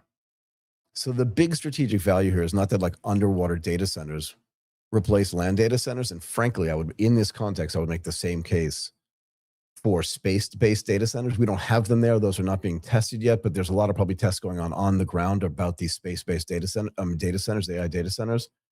I'm less sort of bullish on that than I would be underneath the sea. I just think that because anybody can go scuba dive. We have submarines everywhere. And we can build sort of mini submarines that are AI enabled that can go down and probably do a bunch of the maintenance work. But space is like its own animal. And we simply do not have enough rockets to get enough people into space. So yeah, it's not going to replace land data centers, but it's the idea here that compute may start moving toward constrained energy sources, especially where grid interconnection and land permitting are bottlenecks, which is kind of everywhere in the world. Let's just talk for a moment about why Microsoft stopped their project. The likely constraint, I think, is the operational economics, not the physics. Like, it actually works. Underwater models, as I mentioned earlier, and this is one of the things that Microsoft said, they're just hard to access. They're hard to repair. They're hard to inspect. And they're hard to actually redeploy. Like, I think that ends up being part of the problem here. And that's okay if the failure rates alone, we do have some data on this. But remember, it's a very small data set. And if the hardware refreshes are predictable, but like, what do you do if NVIDIA or Cerebras comes out with a new chip and you definitely want to have it underwater? It's just problematic in AI where accelerator generations are just like really, really fast. And we just can't be 100% sure of like, even if the rack densities are changing, excuse me. And to be fair, as I mentioned earlier, the environmental questions are unresolved. The stuff that's on land actually tends to be polluting, right? And that's why they put them in small towns and stuff like that. But China's large facilities is going to need to prove that the heat discharge, the corrosion protection, the coatings, all this kind of stuff in subsea cabling do not create unacceptable marine or regulatory externalities. And I think that's going to be really important. I don't think this is a gimmick per se. And frankly, I think it has more of a chance of working than data centers in space. My friends that are working on this are going to be very mad at me for saying this. I just think that it's going to be much easier to manage. And I think it's going to be less expensive to manage as well.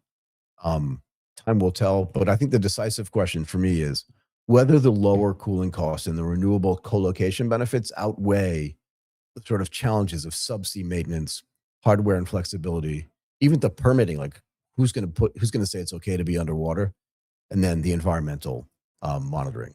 Okay, let's welcome our next guest, Alexander Knight, the CEO at Whisky Club. Alexander, how are you? I am super. Do you go by Alex or Alexander? Awesome. It's easier. I have less to say then. Where are you, Alex? Where are you based? I'm in Singapore on Telok Street. Awesome. Oh, Telok. Geez, that means I walk by your office all the time when I'm in Singapore because I'm always going to Telok Street. I get out of the station there and then I go onto Club Street and have dinner and stuff like that or lunch. So fair enough. We wanted to have you on because this topic is actually really interesting. How Whisky Cask Club helps investors turn whiskey casks into a transparent, professionally managed alternative asset. But first, why don't you give us a little bit more detail on what Whisky Cask Club is actually doing, and then we'll dig a little bit deeper, yeah?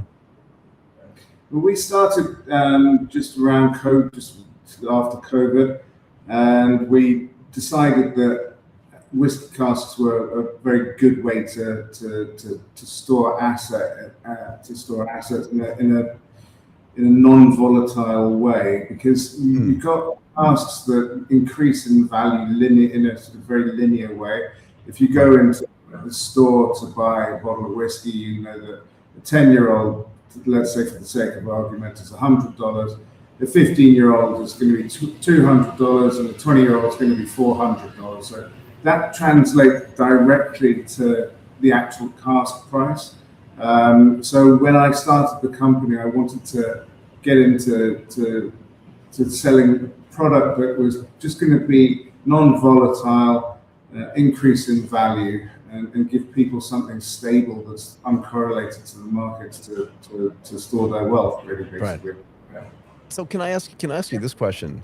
So I come out of a Morgan Stanley and Goldman Sachs background, and one of the things that I learned over time is that alternative assets at the beginning are not correlated, but over time they kind of converge to be correlated, because if there's an arbitrage there, in other words, if there's an excess return, more people will actually pour into it, and the more money that goes into it, the lower the return gets. Have you seen this, or do you expect this to happen in the whiskey cask market as well?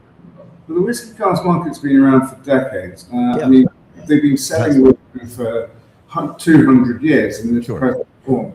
So it doesn't seem to have become correlated, simply because it's a commodity, and there's over 1.5 billion bottles of just Scotch whiskey drunk every year. Oh my God! Say that number again. 1.5 billion. So it's oh my God! What are we doing? A lot of booze, and that translates to roughly 44 bottles a second. So it hasn't become correlated to the market, because it's more of a cost of time investment, where the prices of whiskey are not volatile. Obviously, they go up in terms of inflation and things like that. Sure. But realistically, a bottle of Scotch is more or less the same price as it was, inflation adjusted 20 years ago. So what's the time value of money aspect here? In other words, if a 15-year bottle of whiskey is more valuable than a 10-year bottle of whiskey, in that 5-year period of time, if I look at the returns of other alternative assets, where am I going to make more money? And there has to be sort of a risk return analysis that gets done here too. If there's less risk in the whiskey market, even if the return is lower, fundamentally the risk is, the return's higher because the risk is lower, if that makes sense. Yeah, I mean, which is why we tend to only sell casks of whiskey by manufacturers and distilleries that are well known. For example, Diageo has Johnny Walker in its stable. So that's a blend of 30 odd different whiskies, all of which are produced by Diageo distilleries, most of which are anyway. So we sell stock that is more recognized, kind of casks of Macallan, Kalila, Lagavulin, you name it, those sorts of things that people have known and will continue to enjoy. And the casks themselves, I mean, it needs to mature. It's just one of those things that can't be shortcut. So the cost of time investment, is it just sitting in the barrels in the bonded warehouses in Scotland? Yeah, I mean, the truth of the matter is you can't turn a 10-year bottle of whiskey into a 15-year bottle of whiskey in under 5 years. Like, it's just not possible. Yeah, exactly. It's not possible. And so that's where it really comes down to. I mean, and it's, you know, those prices of those bottles of whiskey do vary, and largely people will, you know, between a 4 to 6 year window, you're likely to double your investment, your return, because the thing is that this is just the way that the bottles are priced on the shelf, so you can make the direct correlation between the casks and the bottle pricing. And look, one of the things that takes place there are multiple ways to do this, right? There's a derivative way to do it for like oil and wheat and stuff like that, right? Other commodities. You can kind of put this in the same category, I'm presuming. But people are not taking physical delivery of these whiskey casks, right? They're in some kind of, you said, bonded storage. But is there like a particular cask that's the one that I own, and is it different than the one that's next to it? Do you know what I mean? Does it have a serial number and stuff like that? Or is it just a general thing where I own an interest in a cask of whiskey? Does that make sense? It does. There are two things. One, yes, you own a physical cask. You can go and visit it. You can take a drawing out of it. So it's your cask. You do with it as you choose. Obviously, you want to sell it at some point to make money out of it. However, you're perfectly welcome and can do what you want. You can bottle it should you like. At the end of the day, the idea is that those casks will be bottled because every drop has to go into a bottle at some point. Secondly, we are the exclusive supplier to the Whiskey Cask Fund here in Singapore, which is an MAS listed and regulated fund. So people can buy units in that fund, but then they don't own the actual direct casks themselves. They the units. So is that price more like a REIT? Sort of. It's a minimum buy-in of $50,000 and it grows. It's performed pretty well. It performed at about 13% over the last couple of years per annum. So you've got a situation where the casks themselves don't, they sit in the bonded warehouse too. Yeah. But the unit trust owner, the unit owners don't have a choice of which cask is theirs. But if they buy them individually, then of course they do. And as say, they can taste their samples from them and bottle them if they wanted to. What is the pricing transparency like? So for the unit trust, I presume it's listed, and that means that every day at the end of some sort of trading day, is it listed on the Singapore Stock Exchange? No, it's not. It's not a publicly listed fund. It's because it's not big enough, and I think you need to have a certain amount of volume for that. Got it. One day, hopefully, it would be, but we're not quite there yet. Not quite. So, but then how do I know? Like, this is what I'm talking about. Like, is there a pricing transparency? How do I know what the NAV is or the net asset value is of it? And not only that, but you can answer that for the fund itself, but also for the individual casks. Like, if I just, you know what I mean? If I buy it at the end of 2025 and in the middle of 2027, I've got to pay for like my daughter's college, which I don't anymore. Thank God she graduated last year. But if I did, how would I know what it was worth, and how would I know if I'm getting a fair price? Like, what is the pricing transparency? The NAV is published twice a year. Twice a year. Twice a year. Well, whiskey's a pretty illiquid asset, although it's a liquid, but it's illiquid. It seems very liquid to me the last time I had it, but still, go ahead. So if owners of the units want to know what the individual cask prices are, I'm sure that could be disclosed. But the general NAV is only released twice a year, simply due to the fact that there's various pricing constraints because there's no actual index, so to speak, of whiskey casks. It's all OTC. Right. And it's not OTC in the way that oil is OTC, where there are lots of different companies that are doing pricing for that sort of thing. There aren't many companies who do pricing for that for whiskey at the moment, unfortunately. Yeah, I mean, it almost sounds to me more like buying a house in a fancy neighborhood, right? And then just trying to figure out, what the price is by doing sort of price discovery when you put your house up for sale. Does that make sense, right? Because you're right. It's if the NAV on the unit trust is only done twice a year, that's interesting. But if you own the individual cask directly, as we were discussing before, there's no price on that until somebody comes and either bids on it, or you put an offer, or you offer it out into the market and see where the price that people are willing to pay. Yeah. Basically, yeah. I mean, if people want to know what certain cask values are, we will. If someone has a cask that they want to sell, right. And they come and say, "Hey, Alex, how much is this cask worth in your opinion?" We can figure that out quite easily because we've got an enormous amount.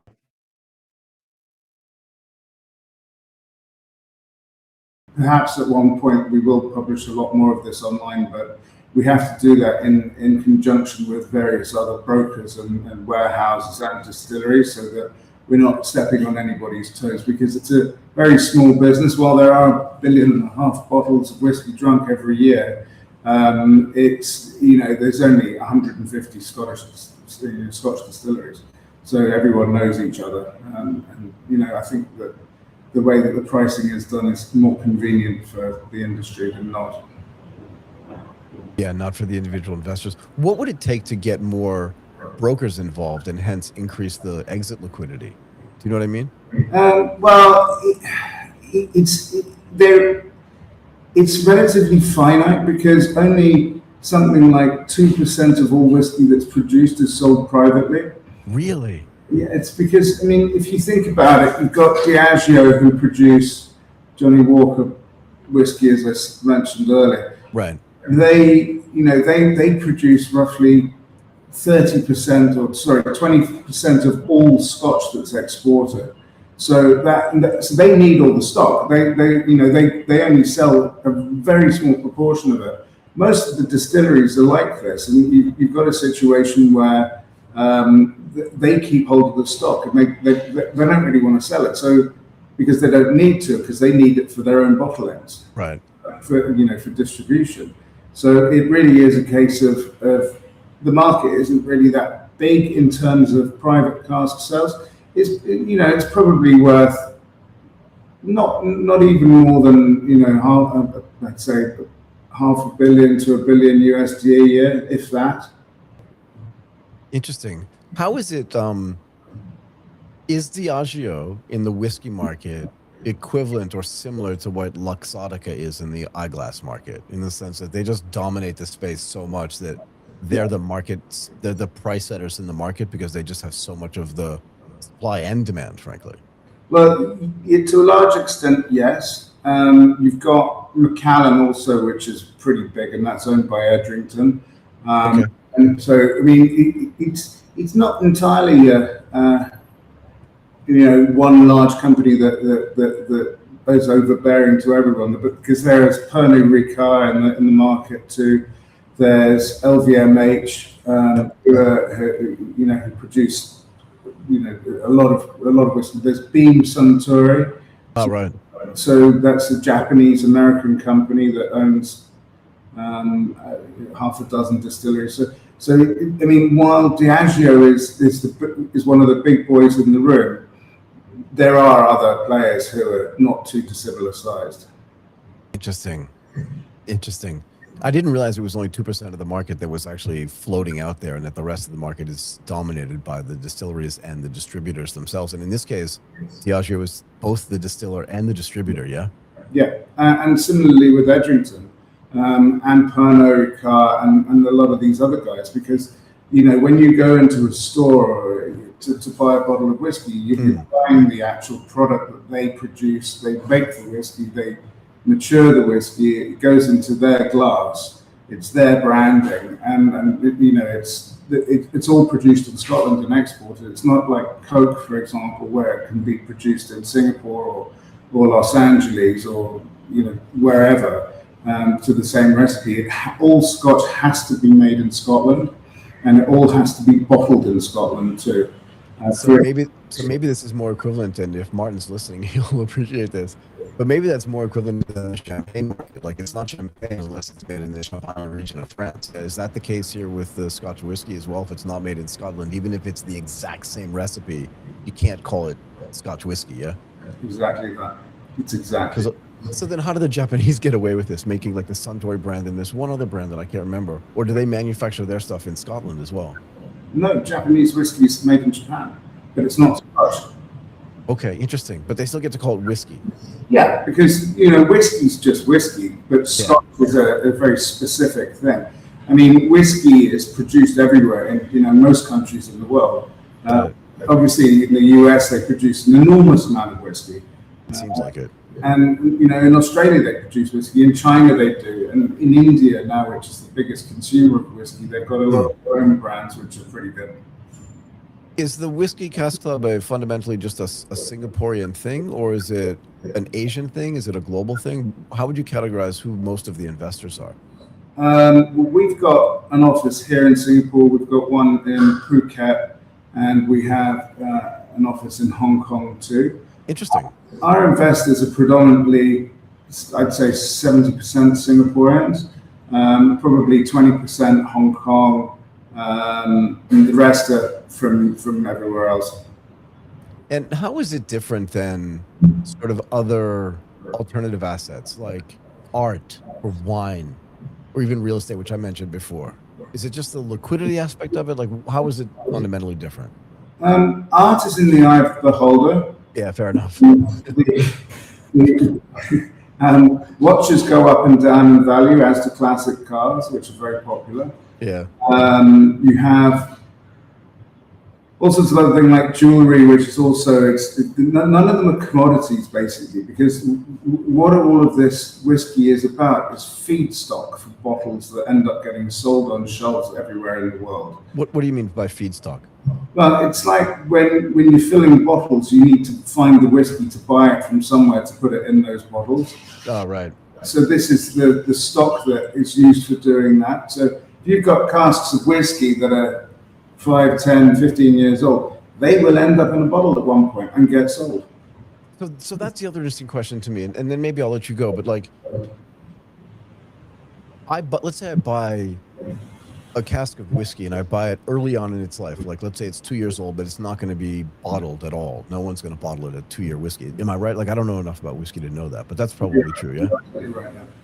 So is there a time cutoff? Like, would anybody bottle 5-year whiskey, or is it just like 10 is the first time they put it into a bottle? Funnily enough, most whiskey is blended, so it's under 5 years old. You can bottle whiskey and it's perfectly good at 5 years. It depends on what barrel it's been in to give it the mature flavor. At the end of the day, the reality of it is that you can bottle whiskey at 3 years old because that's the legal minimum that it has to be in a I was going to ask, yeah. Before it actually is allowed to be called Scotch whiskey. Got it. Or whiskey in general, actually. So you've got but however, you can keep casks for 40, 50 years.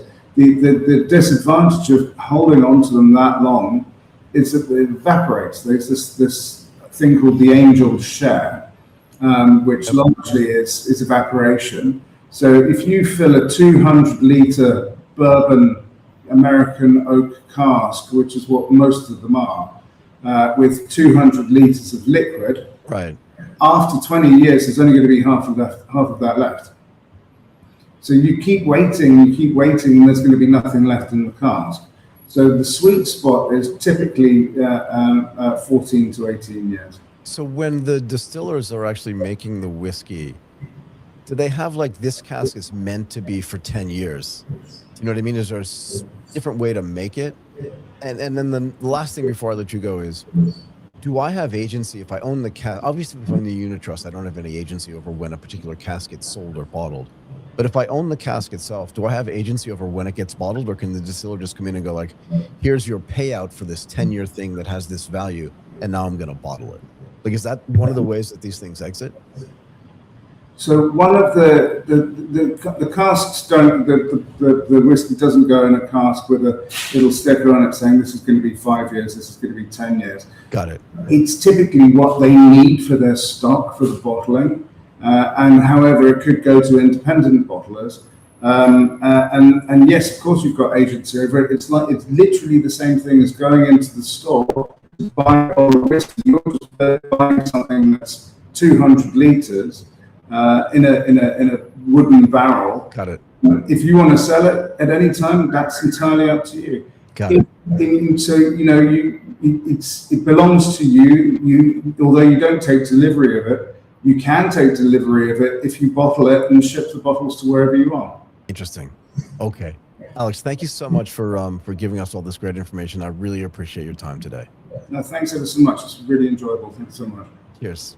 Cheers.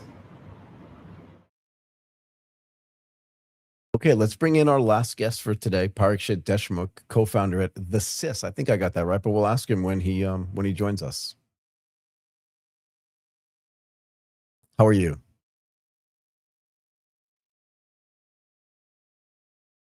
I am great. It's great to see you. Thank you. I pronounced the name of the company right. Thesys, or is it Thesys? It's Thesys. Thesys. Okay. Yeah. Interesting. We can talk about that in a second. Look, we wanted to have you on the show, obviously, because we wanted to talk about how generative interfaces help businesses turn static software into adaptive, agent-powered AI products. But maybe you can tell us a little bit more about the work that Thesys does. Absolutely. I'm Parikshit, by the way. I'm co-founder at Thesys. Yep. And along with my other co-founder, Rabi, who's one of the best engineers I've worked with. We are building the interface layer of AI. And that's what we call generative UI. And generative UI didn't exist as a category probably like 6 months ago. Yeah, So, probably. Go ahead. yeah. So over the last 6 months, we've built this category. The idea is simple. I mean, AI shouldn't respond with text. It should create the right interface for the task. It could be anything from charts, dashboards, reports, workflows, whatever it is. And the most interesting part is that we've open sourced the core very recently as OpenUI. So yeah, we are really looking forward. Now that we've created the category, we are really looking forward to make it very popular, and we are looking forward to making it the default way people interact with Interesting. AI. So what was the concept, or I hate to say this, what was the thesis? You're going to kill me for this, for open sourcing it? I mean, honestly, we know that generative UI is the only way AI interfaces can, become human. Rather, I mean, if you look at it this way, Go ahead. The world is moving through 3 phases, right? The first phase was chatbots, so you type something and then the AI replies, Yeah. and that was the starting point. It was just making AI accessible. It was simple, familiar. It let people experience AI without, learning a new product. The second phase is what we are seeing right now, is agentic interfaces, where every agent is starting to do work. They're doing calls to tools, they're fetching data, they're taking actions, and that is huge. And that's the whole reason it needs like an interface now. And what do we think is the next phase is going to be much bigger? It's going to be about, full-blown generative UI apps. And apps that do not start with fixed screens, right? Apps that start with like user intent. So the moment a user expresses an intent, an entire app gets built in real time for that user. And for this to happen, just 1 or 2 companies working in that direction would be enough, right? So we wanted to kind of accelerate this entire process. And the whole idea of outsourcing open sourcing OpenUI was the same. We didn't want it locked inside our company. We wanted the community to come forward, build with it, take it, make it, break it. Got it. So give me an example where an app or some piece of software gets generated in real time, and then the user interface itself is generated in real time as well? Like, just give me a situation where that would happen and why that would be necessary, and then why that UI would be different for me than it might be for you.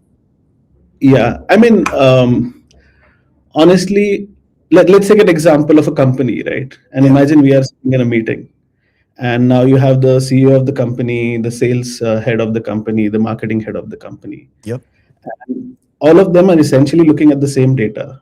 Right. They're looking at sales, they're looking at their funnels, they're looking at different things. And all of them probably have the same question: how are we doing? Right. But for every how are we doing, there is a different answer. When a CEO is looking at that data, he's probably trying to see what are our revenue numbers, how much are we converting. When the sales guy is looking at it, he's probably looking at some different data. The marketing guy cares about a different data altogether. Mm-mm. Now, the same data for all these three people could mean different things, and there is no reason all three of them should see the same dashboard. Right. Okay. So now when if there is an intelligent system in between and a CEO asks how are we doing, it should create a new dashboard on the go that's more relevant to the CEO. And when a sales guy asks it, you should probably create a new dashboard that's more relevant for the sales guy. Okay. A simpler example could be, let's imagine I'm trying to plan a trip to Japan or something. Oh, really? Right. Ask me. I used to live in Japan. I can tell you anything. Sorry, go ahead. I'm just playing around. Yeah, go ahead. Yeah. So let's say someone who doesn't have your help wants to plan a thing, right? Right. And now planning a trip is such an organic thing. You need like checklist, you need flight rates, you need like 100 different things. Yeah. And usually all we are given is Google and this one flat ticket booking tool. Right. But what if I could create a canvas for myself by just expressing the intent that, hey, I want to go to Japan. Why don't you help me plan it? And based on that intent alone, it creates an interface where I can see, the best places to visit, best food. It could show me like a trend of my flights, how the rates have gone up and down in the last few months. Yep. Right? The entire interface just, building around that singular intent. That's another example I can think of. But yeah, I mean, for every individual, every point of the day, they're trying to solve something different. And the whole idea is generative AI can enable, giving an interface to that. So great idea. But how does it know what interface or what UI it should build? Right? In other words, do I have to prompt it into it and say, you know what I mean? Like, does the CEO have to say, I'm the CEO of this company and here's the data that I want, build a dashboard for me? You know what I mean? Like, when does the process start and what does it look like when it's going on? Yeah. And can it iterate in the, like, if I get a dashboard and I'm like, that's not what I want, how do I fix it? How does all that stuff happen? Right. So all of these things don't need to be said explicitly, because if you're saying it explicitly, then you're indirectly building this. Like, it sounds more similar to code generation or prompt to UI. The way this gets built is, sorry, were you saying anything? No, I was just agreeing with you because that's what it sounds like, right? It sounds like I have to come up with, if I'm the CEO or my CEO's assistant or whatever it is, I've got to come up with a bunch of prompts to say, I'm sitting inside of Thesys and it has access to my data, let's say, because I've given it access to my data. I create an agent that then, I presume I'm creating an agent that then says that I have to tell, I'm the CEO of this company and I want to have a view on the data that looks like X because that's the thing that interests me. And I'm just trying to figure out if that's the process or if there's a more standardized way where I can pick and choose some things and it generates it. Do you know what I mean? Like, how does the whole thing actually work? Well, the good part is we are an infrastructure company. So you can literally take Thesys and build all the experience you just explained, right? Because every company would deliver these experiences in different ways. But the magic of this is the system itself figures out what's the best UI. And the way it does it is what we spent the last 2 years building, right? Every time someone expresses an intent, we figure out the intent, the context, and the data we have. And based on all those three things, we figure out how can I present this data in the best possible way. Right. Got it. For an example, if you are asking me about how has world population grown over the last 20 years, then in a way, I know you need to see a bar graph for this to be a very easy, insight. So I'm going to render a bar graph. And if you say something like, hey, why don't you, I want to know divided by continents or something.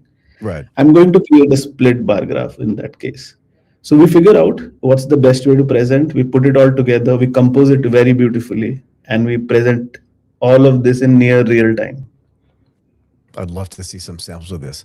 What does dynamic and personalized really mean in this context, right? In other words, so essentially if you're the infrastructure layer, you're going to serve sort of back-end code to enterprises, and they're going to take it and they're going to customize it for their particular people. I'm presuming that at least based on what I've seen in big institutions, the CEO is not going to do this himself. He's either going to have a team do it for him or have his PA do it for him or her.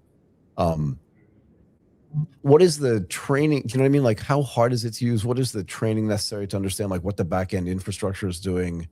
What is the learning curve like? How long does it take to understand how to use the system as well?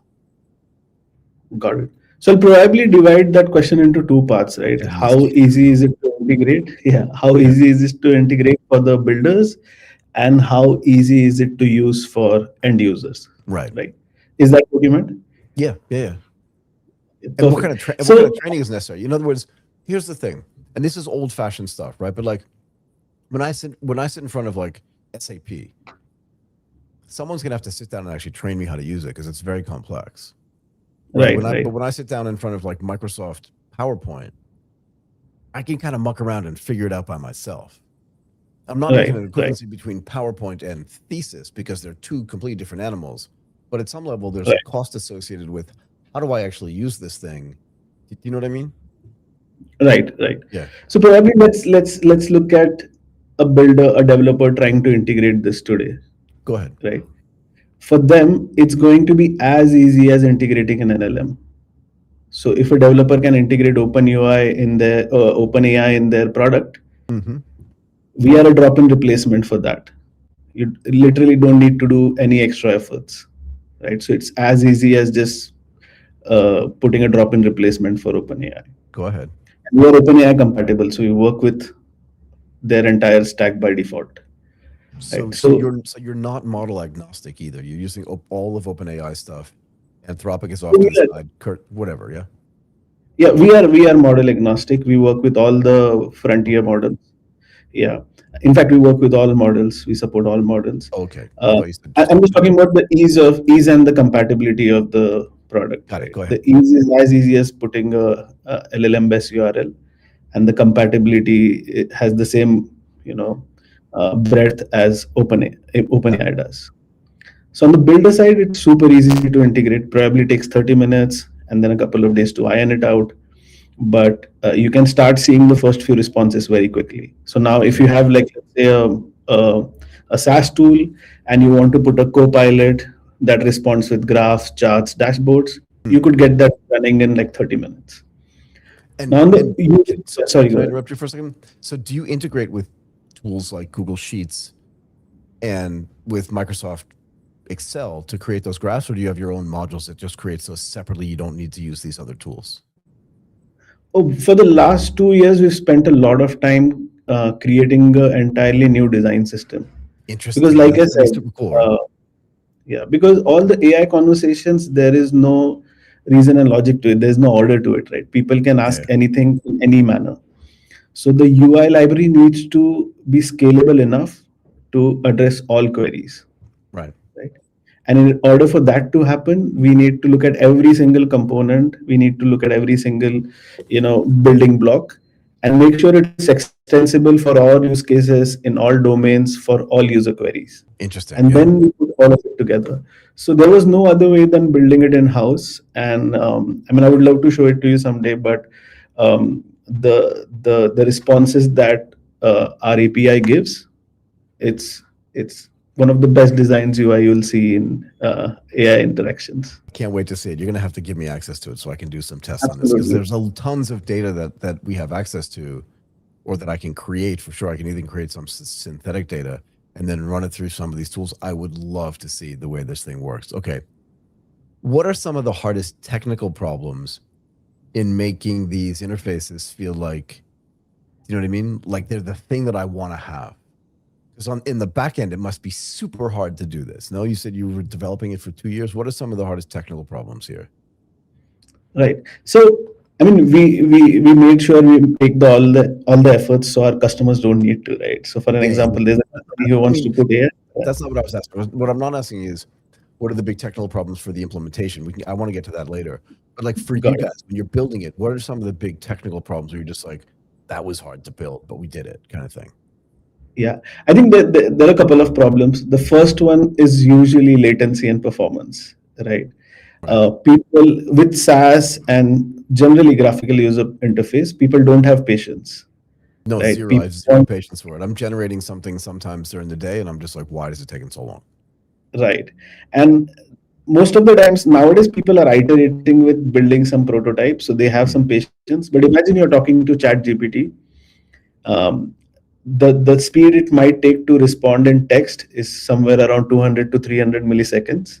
Right. Now, if ChatGPT starts using us and starts responding with UI, there is no reason people would tolerate anything more than 300 milliseconds. Yeah, I hate it when Right. when I generate an image, I'm like, should I go get a drink? Like, what are we doing here? It takes a long. It takes a long time. Exactly. It's like I'm thinking. I'm like, how long and there's no indication of how long it's going to take either. So you're right. Humans don't like that. Exactly. So now if ChatGPT starts responding with Thesys UI, I need to do the same job, but on top of the text, I need to figure out how to present it visually, get the right UI components, render them, present it to the user. I need to do all of this in as much time as the text took, right? So, and we spend a lot of time making sure that the time to first byte is like the same, right? So the rendering starts the moment ChatGPT could start streaming, so it feels extremely fast. Got it. So I think that was the first thing. The second is usually it's a more human part of this interaction is the aesthetics of it, the composition of it, the functionality of the design put together. So we've spent a lot of time fine tuning how things come together, right? Because today you can just generate code. Like ChatGPT could say, "Hey, instead of this generative UI API, I'm just going to generate a code on the go for the UI." Right. But that's going to be extremely arbitrary. That's going to be out of control. And that's why, hitting that balance of beauty and, controllability and freedom, I think that took quite some time for us to get right. Yeah, I'm sure. In which type of, where does it fit in the software stack, right? So I'm just trying to imagine in my head, like, let's say somebody's using a big SaaS platform. That SaaS platform itself also has sort of data analytics tools that will spit out charts and graphs and stuff like that. Where does Thesys sit in there that says we can do this better than these sort of resident tools that already sit inside that SaaS platform that you're already using, right? Because or is it just going to go to like a massive data set that's separate from that SaaS platform? Because most big companies are going to have ERP systems, CRMs, all that kind of stuff, right? Already installed. Are they going to is Thesys going to disintermediate that, or is it going to sit somewhere in the tech stack and say, we're going to replace some of the functionality inside these SaaS systems because their display mechanisms or the data that they have is not as good as Thesys? Good. So there is a threefold answer to it, if you don't mind. Let's imagine a data analytics SaaS company today, right? And let's say they are serving their customers, but their customers might want different dashboards every single day. So now, without AI and without generative UI, every time a customer asks for a dashboard, this SaaS company will have to go back to their data analytics team, get the dashboard built, and put it up. If they integrate Thesys in their stack and release, let's say, release an AI version of like an AI agent for dashboards, then their users can directly ask question to the AI agent in that SaaS tool, and that SaaS tool can generate a new dashboard for them, right? Right. So that way it kind of takes care of this long journey of having, to work with data analytics team, them rebuilding the same dashboard for different users, data pipelining. So it takes a lot of effort, takes a lot of money and a lot of resources. So we are we speed up that entire process.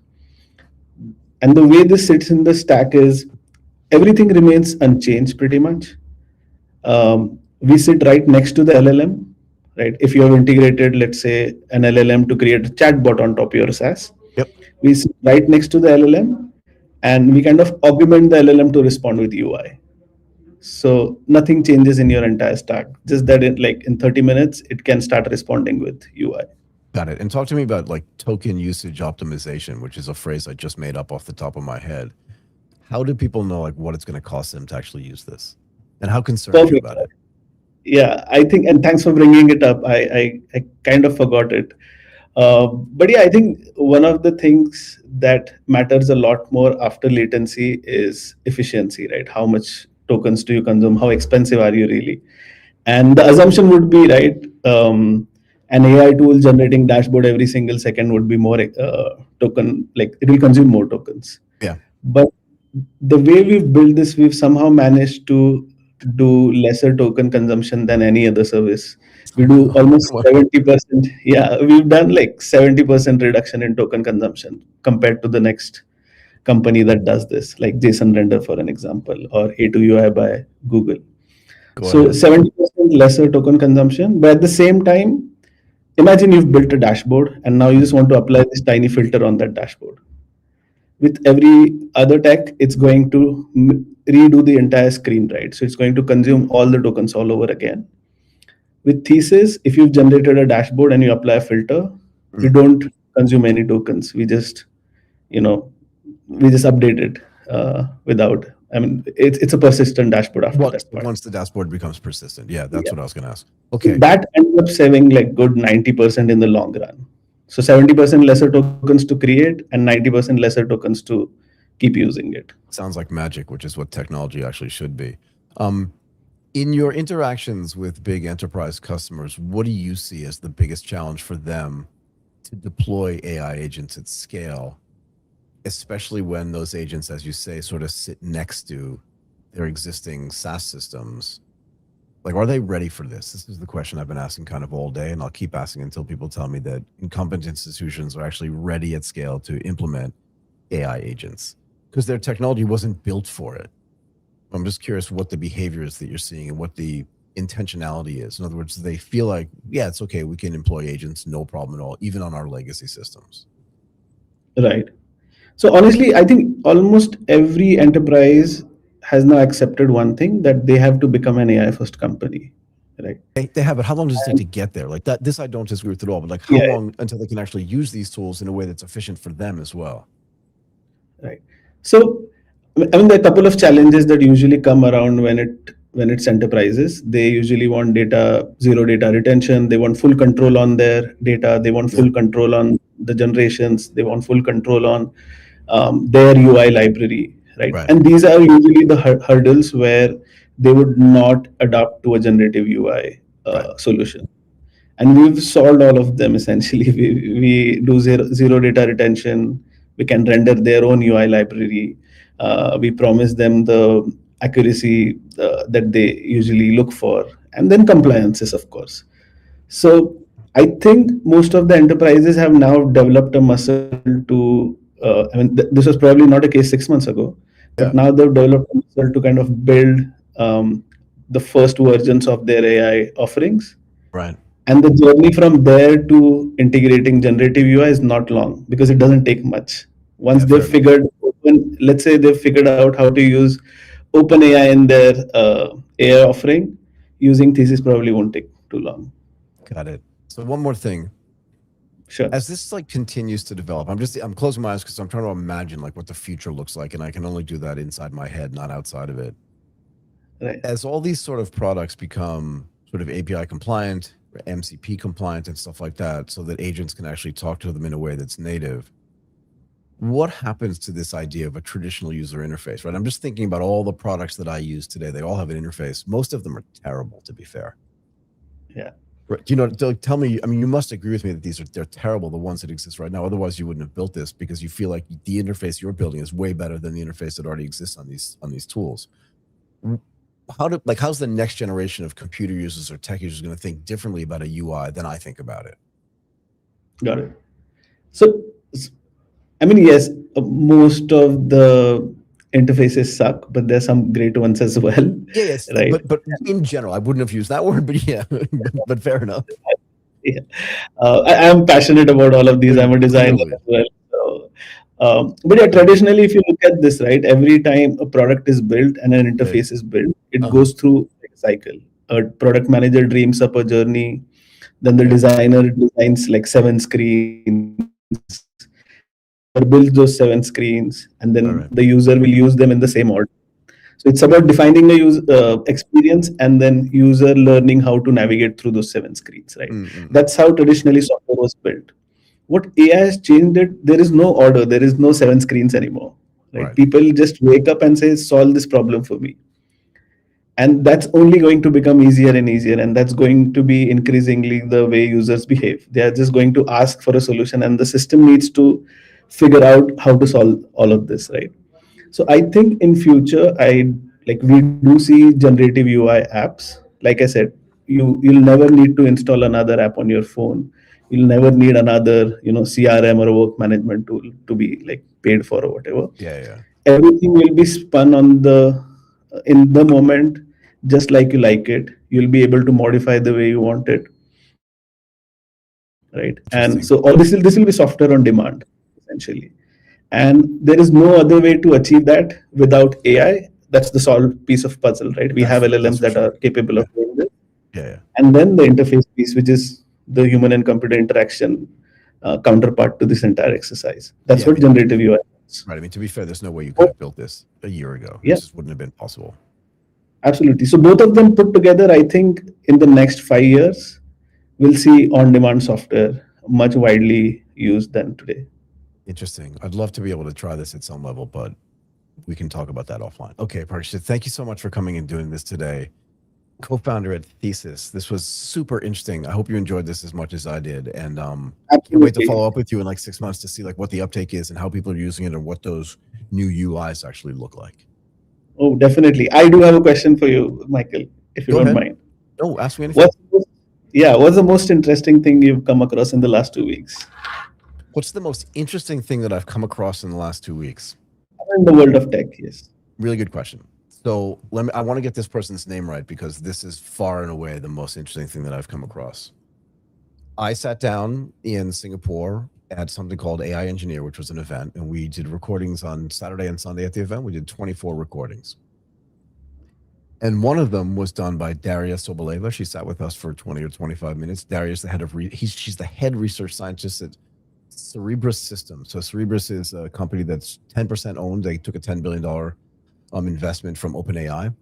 And you should watch this actually segment because Daria and I sat down and talked about the difference between NVIDIA's GPUs and how they handle data and why you need 1,000 of them and why you may just need like 5 of the wafer style computer chips that Cerebras is developing and the different ways that they handle data. And I've had this concept that I talk to people about all the time because I didn't know all the technical terminology, but this idea that like maybe there should be vertical models for everything as opposed to these overarching, sort of monolithic LLMs.